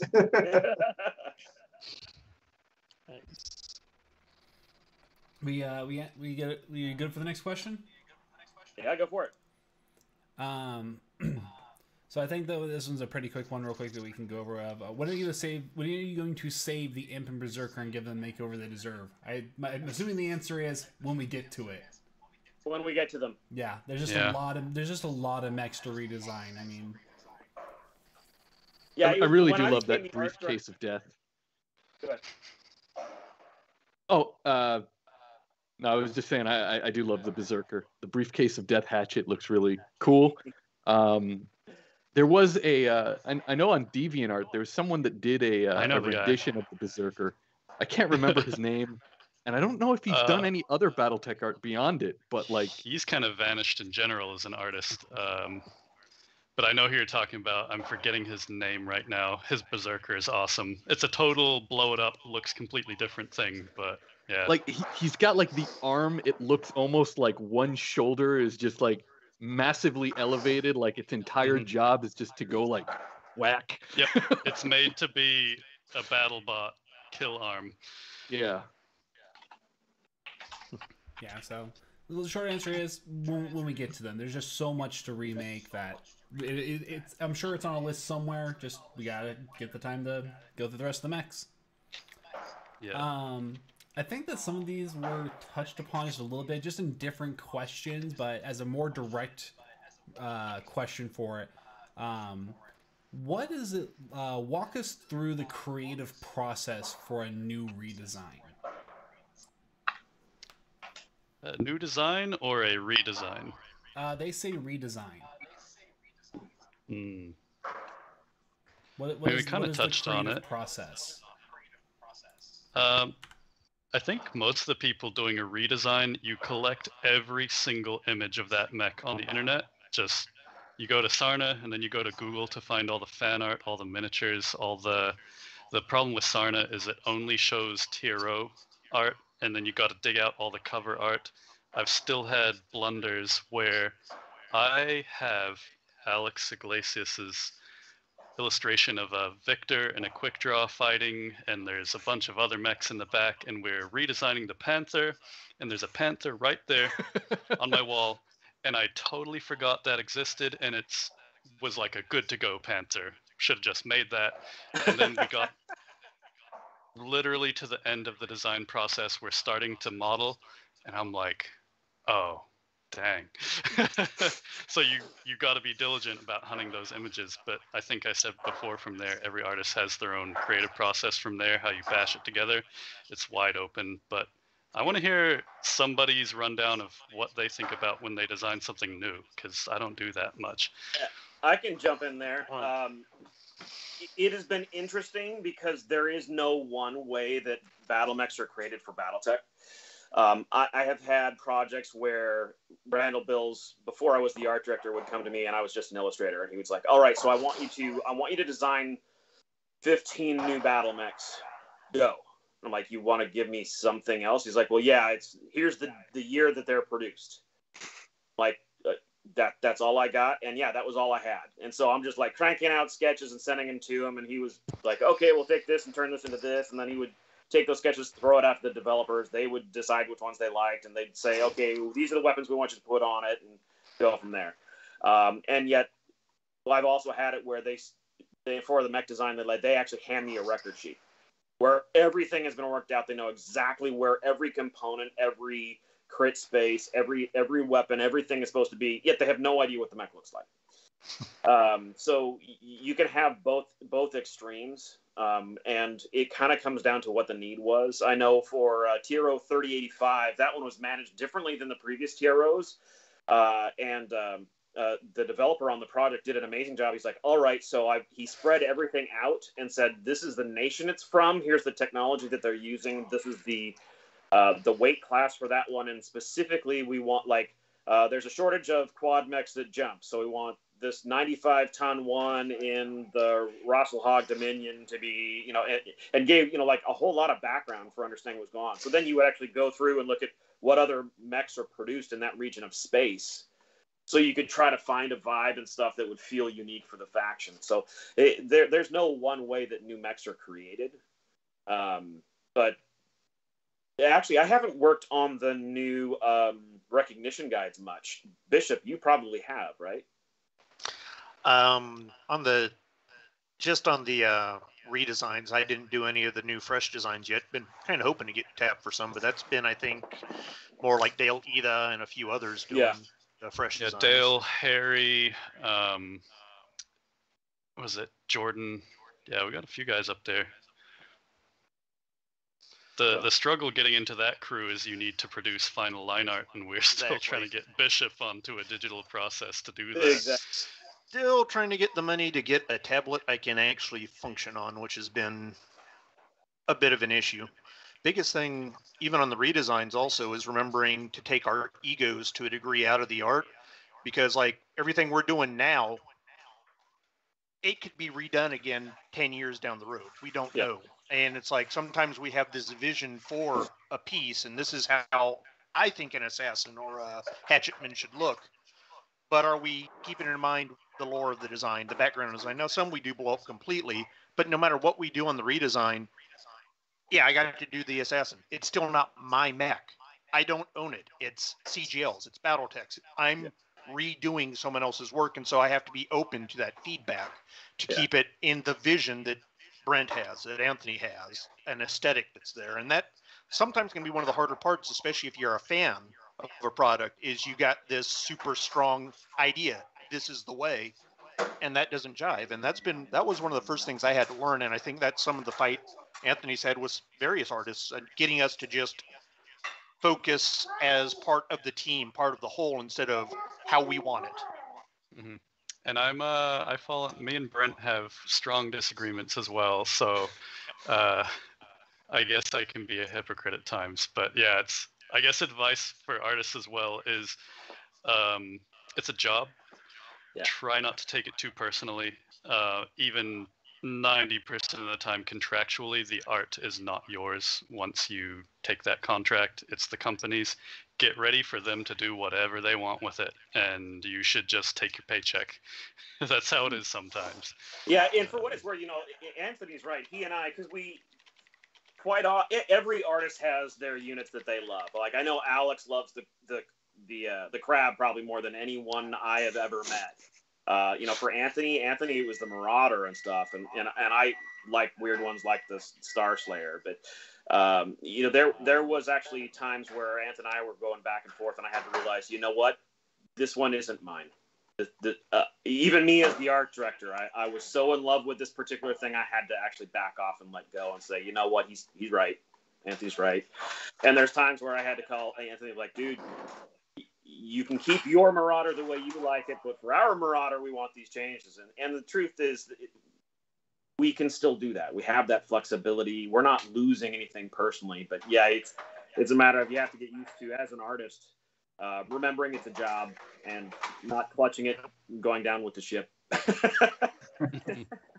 I think my guys have done pretty good to adapt. It was pretty absolutely rough for some people. I insulated you guys from what I did to all my artists, Brent. But yeah, I've had some salt I dealt with.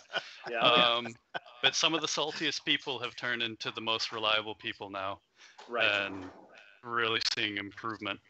And for what it's worth, I think it's that way for any artist that finds a niche. We find a niche because we're good at that niche. But that doesn't mean that our preference within that niche is always the right answer. Yeah. And so that's just normal for artists that are breaking in and finding their teeth and finding a niche in any property, whether it's Dungeons and Dragons or Shadowrun or BattleTech. So that's just a normal part of the growing process of being an artist.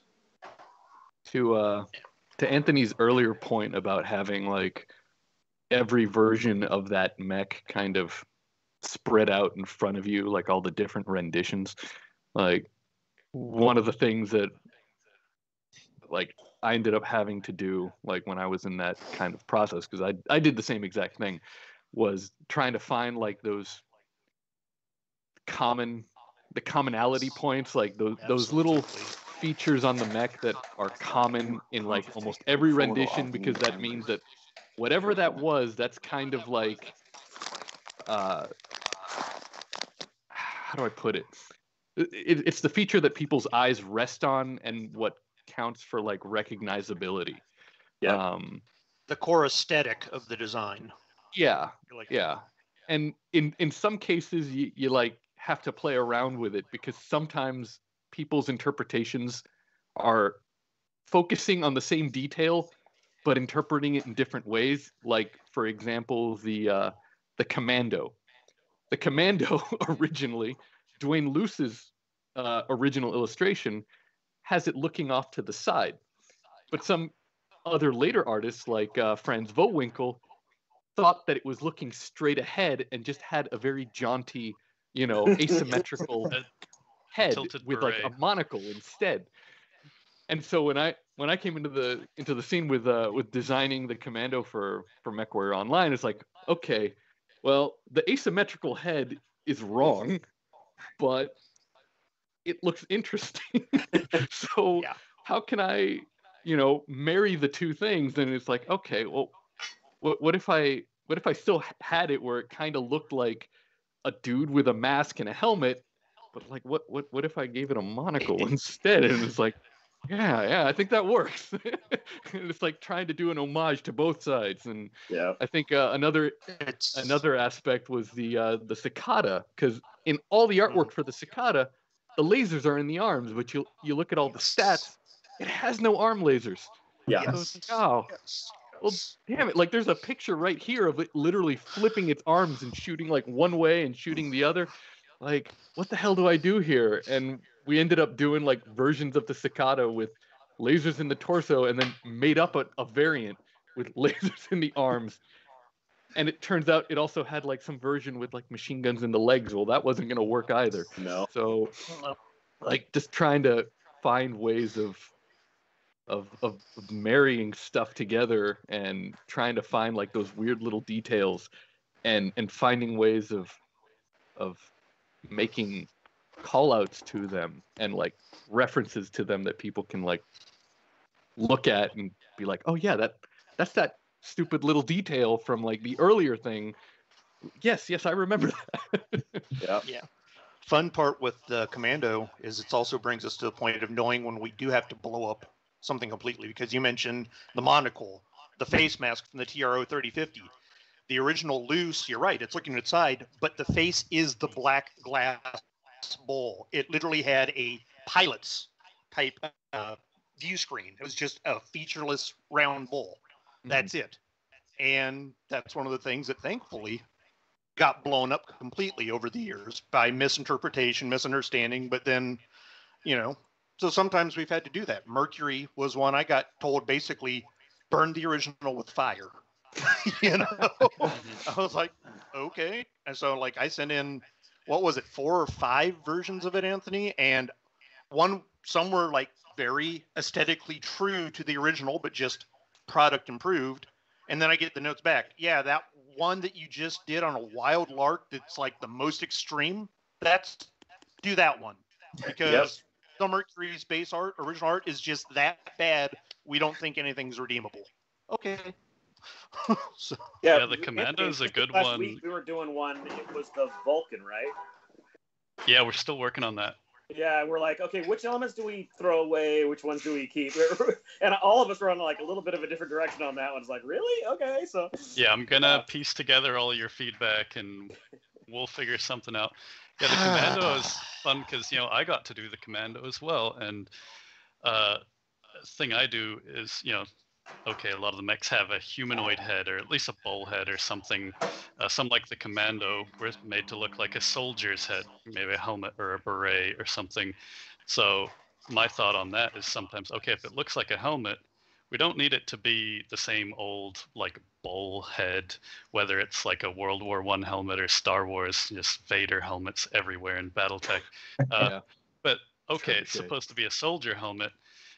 Art is a product of its time. Now we're doing what does modern sci-fi helmets look like? So I feel like my Commando has a bit more of what if it's a sci-fi helmet? And I've done that for a few of them, especially to get the faces looking better because there's just the goofiest faces put on so many old BattleTech mechs. So we can still have a face, but what is like sci-fi stuff? And I like that Brent and I line up. We both like Halo helmets and so you can have cool visors and you don't need Google eyes on everything and different helmet options. I still get hate because I didn't put a face on the Enforcer. I still get people hating on me for that. And I was like, no, if there's a hill I'm going to die on, I killed the face on purpose. The face was stupid. The face was terrible. There are a few mechs with cockpits big enough, like the Atlas, where you can be sitting off to the side and look out of one eye. Right. But there are so many BattleTech mechs with a center bar And yeah, you could put a little strip of screen there to hide that from the pilot, but it's so ridiculous. I get rid of it whenever I can, and I have no regrets. So yeah, fight me. Yeah, there's a lot of really awkward cockpits. The Blitzkrieg has like that weird, like I don't even know what's going on there. The Guillotine has that kawaii face. In the reflections or whatever. Like, well, I guess one of the biggest ones is obviously the Battle Master, but like that's so iconic to it. Like, where do you take it? It's a giant bubble. For what it's worth, that's actually one of the ones that Anthony and I went pretty hard at each other on, and I lost. I wanted way. I'm like, the big giant bubble is just a big giant target. I gotta shrink that thing down. And sometimes you got to do it. I mean, that one, I feel like it was. We're like, okay, the old put on ice Battlemaster cover that Alex did, and it was pretty much all right. Take that. Maybe size down the cockpit a little bit, but I think me and Ray were like, it's got to stay. It's got to be round. Yeah. And it was killing me. Randall actually had to like pull. He's like, "Dude, you got to let this one go." I'm like, "Yeah, but it's stupid. Come on."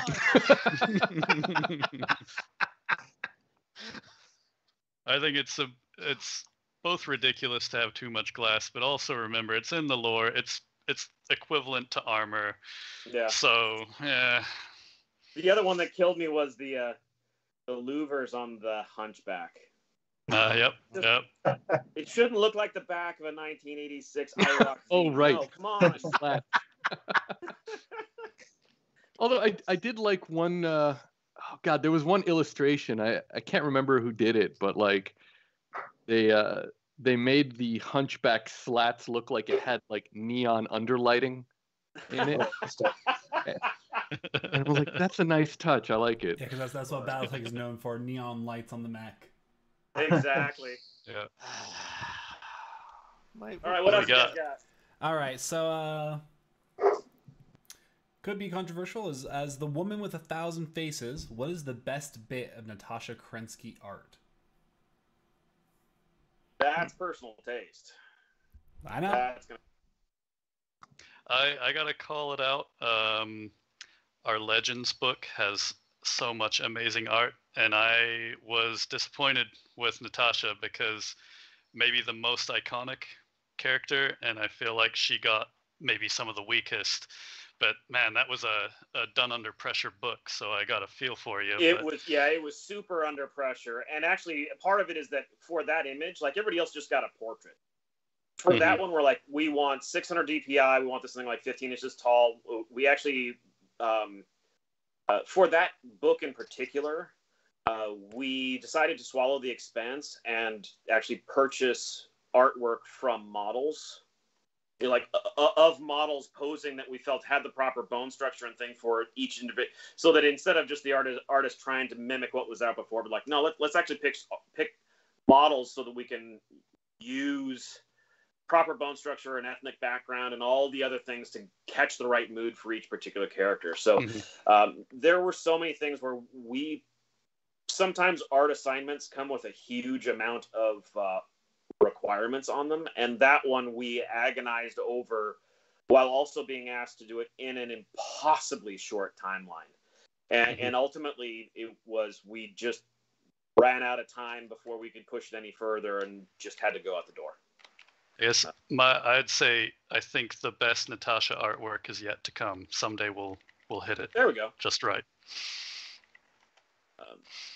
No, honestly, I think the iconic Tim Bradstreet, I think it was Tim Bradstreet, did the black and white illustration, which sadly ended up being kind of used like a pinup, but not because of the pinup factor, but because anytime you're looking at a historical art, you have to look at it within the context of when it was released.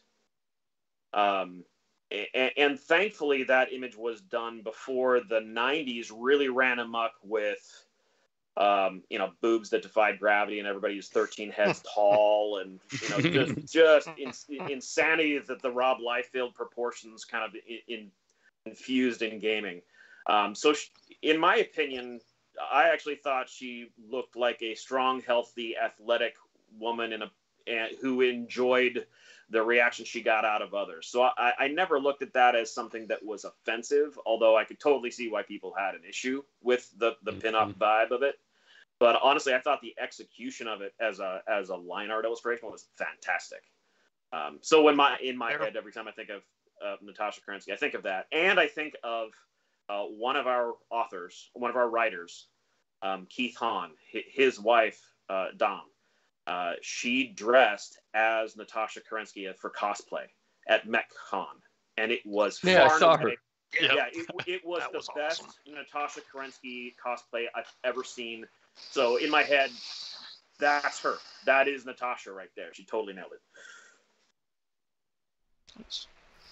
So, I think this is going to be a quick answer. Anywhere on giving the first generation Interstellar Omnis a revisit, Blackhawk, Avatar, Sunder, Owens. Yeah, same answers before. When we eventually get to them, there's just yeah in the timeline. Those were a part of a specific point in the timeline and stuff, and we're still working to get to it. I saw a comment earlier asking about, when are we going to get to the Civil War mechs? I'm like, just give it time. Yeah, it's all just time. We got a lot of mechs to go through. Curious question: is there any possibility for vehicle redesigns for some of the older vehicles? Maybe. Yes. Someday. Yeah, there will be. Some of those clan tanks could probably use clan tanks are fine. Can we giant front wheels? The chariot tank. Perfect. Can we expect to see a continuation of the character portrait artwork from BattleTech Legends in the future? Question mark. Yes and no. One of the things fans don't understand, and I'll just jump in on this one because the issue with portraits is actually not getting portraits. Portrait art is actually pretty easy to get. If you're talking about nailing down all the details of 37 years of lore to get all of the details needed to do a portrait properly, that is the most time-consuming thing that we do. I can come up with 17 covers in the time that it takes me, for art notes and get those assignments out, in the time that it takes me to look up all of the details on 3 portraits to write the art notes to get those ready to assign. So it turns out portraits tend to be a very tough thing. However, yes, you will see more of it. One of the plus sides as we move the timeline forward, we will be seeing a whole lot more characters that are new instead of portraits of characters that are 35 years old. Those are far easier to do because we're not rooting through the lore for 35 years. So yeah, you will continue to see portraits as we bring the universe to life, especially as, we have continued to move everything into color, into, really supporting the RPG line. And of course, that's far more about characters than it is about just big battle scenes. So yes, you will see more, definitely. But hopefully not a whole lot more, because it is incredibly difficult on the creative side of things. What is the selection process? And this is not necessarily an answer for the group, because I'm sure this involves Randall and Ray and stuff like that, along with you, Brent. What is the selection process for deciding which mechs get Kickstarter-style art reworks? Well, it's an interesting process. It starts with Ray and Randall and I generating a list of the ones for consideration, and then we realize we're going to have to fight over it. So we start by each of us taking that master list and then honing it down to the ones that we think are the right ones for the list. Then we get together and realize none of us have chosen the same units, and haggling ensues. There have been open botchals. I've actually threatened Ray to battle him in a game of BattleTech as a circle of equals to see who gets to choose one. Sometimes we've bartered of like, okay, how much do you care about this one? Is this one you're willing to fall on the sword and die on the hill on, or are you just sort of lukewarm on it? That kind of thing. And ultimately, over the course of it, it comes down to, it's not about your personal preferences. It's more about what does the game and the product need. So you may end up seeing, amazing, well-loved mechs like the Vindicator not make the list on something because we actually had more than enough medium mechs at that weight class for the battlefield usage that we needed for the game purposes. We didn't want, and we had a limited number of ones to choose from. So once all that is said and done, we completely agree, and everybody is happy, and we turn that list over to Anthony, and then he blows a whole bunch of holes in it, and he pitches his own ones. He's like, okay, now you missed this one and this one and this one, and here's what I think. And sadly, quite often we're like, dang it, he's right about some of that. So then we go back to the drawing board, and it goes back and forth. And eventually, we all come to some functional agreement.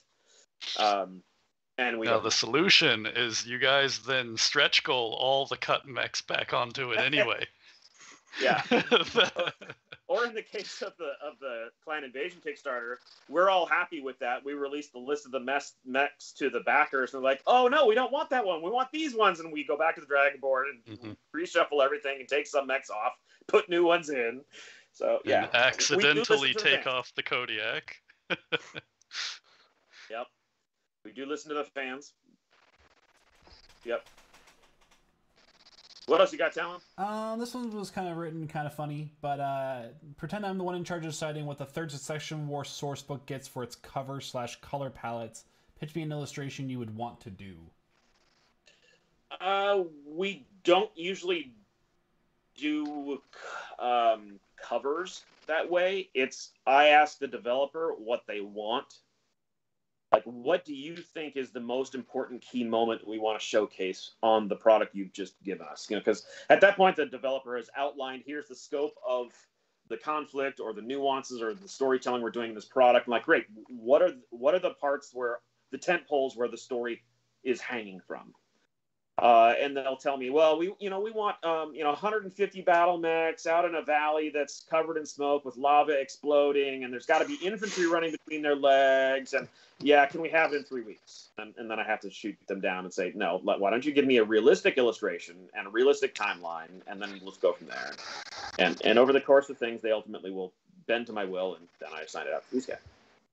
I think to help clarify for people, there's people kind of in charge, like Ray is line developer, Brent is art director, but for all these different books, you guys have a bunch of different writer developers that kind of get given a baby, and so often the person that heads up that book is, like you just said, gives that pitch of, I would love if this would be the cover for my book. Yep. Like the last ones that I did, like some of what I had as far as goals I had to meet, I'm trying to like actually go into the novel and be like, okay, it says right here on this line that such and such got shot and struck in this location, and this weapon was fired off at this guy over here, and then trying to like depict that as good as I could within like a certain frame of time, and just kind of like actually collate those details. Specifically, that's the ambush on Victor just before Kai runs in on the Fang, and you figured out, it was amazing, guys. You should have seen the work that Alex did after I gave him the assignment with the art notes. And he went through and he's like, okay, he constructed it in like 3D, all of the units jumping and how they would be interacting, because the notes actually specifically said which weapons hit which part of which mech. And so he tied the whole thing. It was amazing. It was so cool. And he's like, I'm going to need to change the composition that you gave me in the art notes, because it doesn't actually match what was on page 73. Oh yeah, because like I think the original cover had him shooting like certain weapons mid jump. Yeah. And I'm like, it actually says right here he was shooting the other weapon, so I'm gonna have to flip the composition around because it's not gonna work from that angle, and like the the weapon's in the other arm. They're asking which cover was this. We have just redone the covers for the Blood of Kerensky trilogy, so that they could go out in hardback. Nice. And so Alex did the 3 trilogy covers, and it was amazing. What an unbelievable process. I believe the first of them, isn't that the one you did as a poster, and we included it as in the BattleTech Kickstarter? The Phoenix Hawk with the elementals climbing on it. Didn't we do a poster that is poster size? Phoenix Hawk with the elementals on it. Yeah, that's one of the posters. Oh, okay. Yeah.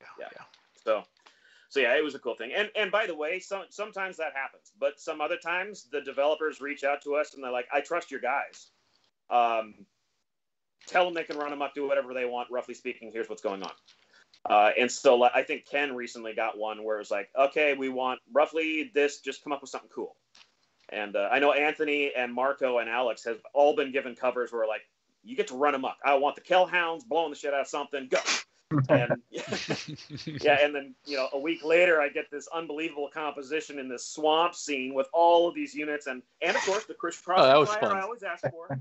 And, Yeah. When Brent came with me with the like, what do you want to do? I'm like, well, remaster the Unseen Moon. That's needs to be done. Make it official. Yeah, and I think that Ray approved that while you were still typing. I mean, Yeah. He was like, please, let's do that. I think it had been talked about for years that it should be an official piece, so it was just the right time. I want to draw mechs in a swamp. That was the problem. With lots of smoke. We got about 7 minutes left, so I'm gonna start grabbing some questions out of here, and I got a really good one, hopefully for the end. What was the most absurd art direction you got for BattleTech? I remember Herb once writing, "Don't give it boob lasers" in a TRO art note.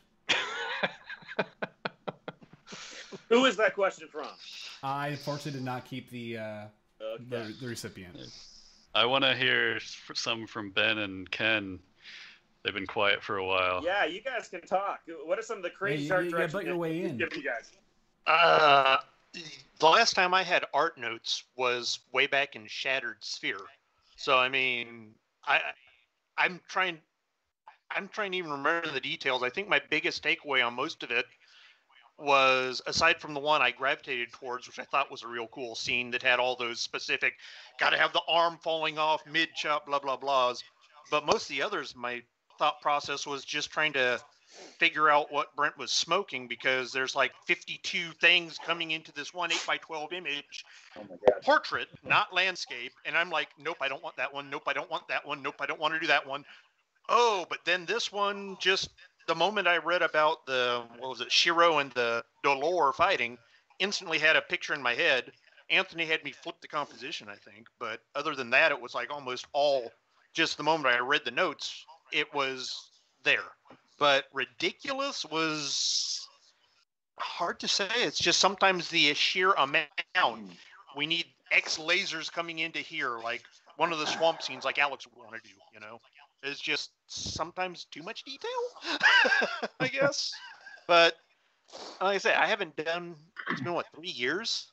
3.5 since we had the Shattered Sphere art note sent out? Shattered Fortress, yeah. Fortress, yeah.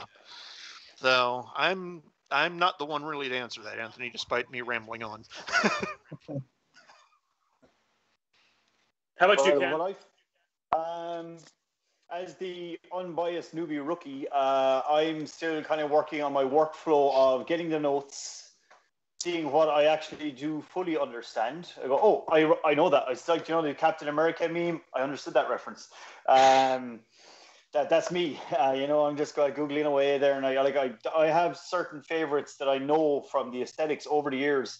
And Brent actually dropped one of them on my list for one of the last close commissions that he's actually wearing on his T-shirt there. It's one of my favorite mech designs, the Marauder. So for me, it's going, okay, what is this robot doing, and how do I decipher from the narrative? Because I get sections of narrative, and I have to go read it and then go, right, so that weapon's pointing that way, and that one's that color, and that shield has to go here. But I've kind of gotten it down. But what was the question again? Weirdest art note. Weirdest art note or absurd feedback. Yeah. I haven't really got a weird one. They're all just. I suppose the weird thing for me is just going, because other jobs you get, people go, can you make that logo blacker black? And we've all read these memes about the worst client job things you're asked as a graphic designer or an illustrator. I haven't got anything that's weird. Maybe Brent just doesn't smoke stuff around me. I don't know. Nothing weird. For me, it's just going that's Brent talking complete BattleTech spiel now. That's right. I'm just going to go over here to the Martin Sweeney or Gary Jackson dictionary of what does that mean and what color, you know. So I'm working on something right now that I came back to the idea that we talked about earlier about the right silhouette, and I have this mech on my desk where I'm like, you can't actually change it from the original position to get the cockpit the way that Brent likes it, to get the weapons the way they should. But then I was like, I can't find any reference for what color. I know there's PPC shooting at it. There's a lot of blue glows, a lot of explosions, but what color is the actual weapon that it's shooting itself? And then I asked some of the guys that I know, what color should it be to go? There's no reference art, so I just went, let's make them red. Let's just go red because it's, you know.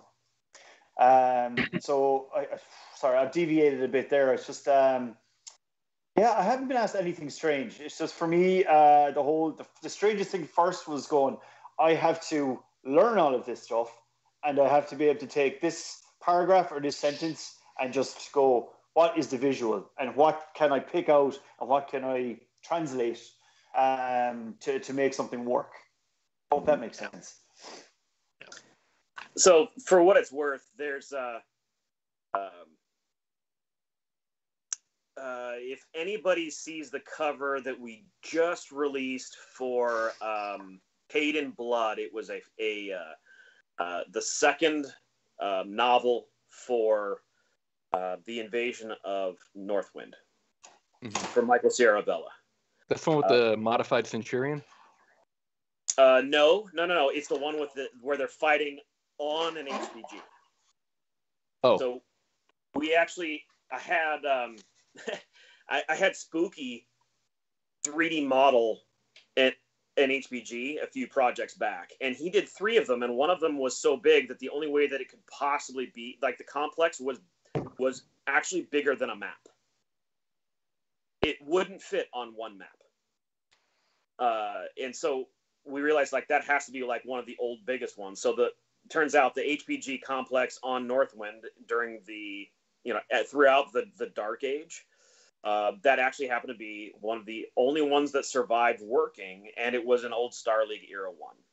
So the battle takes place on the HPG, where the Highlander Allied forces they fall back to a point where they're standing on the station, hoping that the invading attacking forces will hold fire to some degree in fear of hitting the dish. So this is one of those ones. It is a 5-way battle. Forces from House Cicada, House Lao, the Northwind Highlanders, the Republic of the Sphere had forces there with a Republic Knight, and the Highlanders pulled out the Grey Watch, which we were introduced to in the previous novel. And it was one of the most amazing, ridiculous sets of art notes I ever wrote. I'm explaining a 5-way battle scene that takes place on an HPG that's bigger than a battlefield map, with a city in the background and an air battle going on up above it. And I'm like, and figure out how to pull that all into a novel-sized cover. So that was good time. Those vertical formats are so rough for these, man. Oh. Yeah. Portraits suck. Portraits. Yeah. Shame. I hate that. The Kickstarter box art with the Executioner and the moon setting and everything, with, like, I think there was 13 mechs, like, full combat with, like, 0 atmosphere, and I was like, ugh. Okay, all right. I don't think I've had, like, any kind of particularly weird art notes. I guess the most extreme art note was probably the earlier mentioned Warhammer into Atlas, like, redo. Because that one was just like, oh, are you kidding me? Okay, it was so fine. Painful. But I think the only one that comes close to being like a weird art note would probably be like way back when I first got in, and it was like Hey Alex, we want you to turn some of your old fan art and like give it like a little bit of a touch up because we want to include it in a book. And ending up like, oh yeah, so that shit post you did of like a fire starter setting fire to a furry convention. Yeah, change the furries to a bunch of soldiers and stuff. I'm like, that was okay, so you're the boss. Let's go. Yeah. That was so I will never forget that. I'm not, just to give you guys an idea, like the fans out there, like sometimes something goes through the creative process and you realize, how did we not notice that? It turns out we were at like the 11th hour. We were about to send a book to print, and we realized there was not a single illustration of a mech in the entire book. And we're like, how can I get mech art really, really, really fast? I think we gave you like 3 or 4 days. Layouts doing the final polishing and stuff, and like, just leave some empty holes, and I'll see what I can do. And yeah, I just paid you for the images in your portfolio. Can you just tweak them this way so that we won't get sued? And yeah, it was entertaining. It worked. All right, what else you got, Talon? All right, last question, and I say this one because I thought it was a pretty fun one to end on, which was, what non-BattleTech mech source helped inspire your art? Gundam, Macross, Pat Labor, Star Wars, or anything real world like fighters, tanks, etc.? I always love like Machining Krieger, if anyone knows that, just for like texture work and just the grittiness of it. I'm just gonna throw that out there while I think of other things. But I mean, that's for always me, like I will second Machining Krieger. Yeah. I need to see that one. For me, I'm definitely the old school 80s anime guy. I came into Robotech, then Macross, Pat Labor, those designs, and those have always been really what I think I lean stylistically more towards. Yeah, I had I mean, pretty out there, but Evangelion Mecha are super awesome. But even I really liked the Full Metal Panic, a little more grounded mecha style, like taking Gundam and making it not so ridiculous. Yeah. So when I'm doing non-BattleTech commissions, I'm often commissioned to do a little more Japanese mecha style. But man, I live BattleTech so much, and for the last 5-6 years, it's been nothing but BattleTech redesign work. It's it's hard to think of anything else now. I guess military hardware, but yeah, I definitely kind of watched a lot of the same animes everyone else did, I guess, back in the day. Mm-hmm. I still love the spider tank from Ghost in the Shell. I guess that one left a pretty big impression. And my like for having tiny little claw hands. I'm definitely a bit more non-anime on that. My biggest, and you've probably seen from the background here, I collect Master Universe toys from all the way through the 80s to the new ones. So I love the Rudy Obrero artwork on the boxes of the toys in the 80s, which is very much inspired by Frank Franzetta's style, the real oil-painted stuff. And I just love all of those 80s toy vehicle designs, like Dino Riders, like all the stuff from He-Man, Mask. And I wasn't a Transformers kid either. Only rich kids in Ireland in the 80s had Transformers, I just had He-Man and Ghostbusters.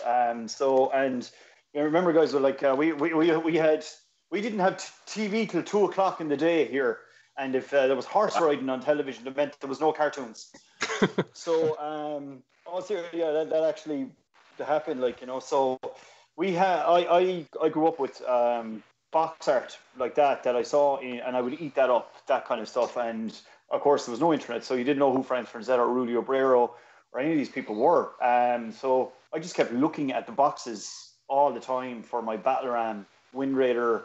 Because also, if you remember the Star Wars toys, like I love my A-Wing. I had an A-Wing for Power of the Force. Mm-hmm. And I think that was the only Star Wars ship I had. But the box art then from those things wasn't crazy. And I do remember in the late 80s, early 90s, all of a sudden a couple of Robotech figures showed up in some shopping center very cheap. And I found some Akira stuff in a UK reprint of some just kind of amalgamated anime stuff. And that got me into, and I that got me into the anime as well. And Joe Madureira showed up in the early 90s for the kind of manga Marvel style. But it was definitely the real 80s, Frank Frazetta, Conan, that stuff got really just blew my mind when I was a kid. Yeah. How about you, Marco? I kind of, I don't know. I've always just been absorbing them from everywhere growing up. Like my brother was big into BattleTech when I was a kid, so like, I'd always pick up his books and Robotech. Yeah, it's just like it's hard to pick any one source for me. Yeah. A lot of Transformers, Zoids. I don't know if anyone remembers that. Oh yes. Oh yeah. I mean, I love the modular Those sort are of really feeling on cool. those guys. Yeah. Yeah, I just love it all. Anything robotic, I'm always latching onto. I love that stuff. Yeah.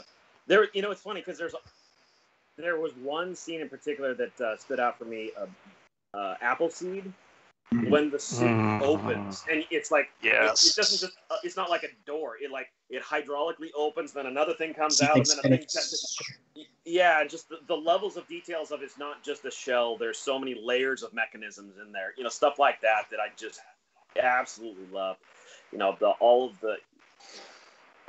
the Transformer stuff, the early on, and then honestly, that stuff kind of infused into movies for special effects and things. And there are so many great places where you can pull little bits and pieces out of. So yeah, I think all of us just pulled it out of everywhere we could find it. Yep. Gotta love the mecha stuff. Honestly, it's corny as hell, but like I still watch Robot Jocks once in a while. Like Robot Jocks. their miniature work is actually really good. And like Ron Cobb did the designs and stuff, and it's like, come on, that guy knows how to design some stuff. So yeah, it's If corny. anyone but, in chat hasn't seen Robot Jocks, it's really silly, but go watch it. It's but also it's good. basically Solaris. Green laser. I might have stolen some design elements for it from one of the concept pieces on the Vulcan, Anthony. Just saying. Nice. Was it the chainsaw thing? Oh wait, no, never mind. I wish. That's for the new update for the Mackie for the Oakland. So the lasers has a chainsaw now. Nice. Well, that is our 2-hour window, guys. Thank you guys so much for watching. I've got a list of all the questions that were asked here in chat. I want to find ways to disseminate those out to try and get some answers for you guys. Maybe post them up in one of the forums, either through Ray or Brent, whoever has access to that. So if we didn't get your question, I'm sorry, but I still got it here. Other than that, go ahead and, if you aren't, subscribe to this channel. We're doing AMAs once a month here currently still. And hit the like button, and we'll see you guys during the next AMA. Thanks, guys. Good to see you all.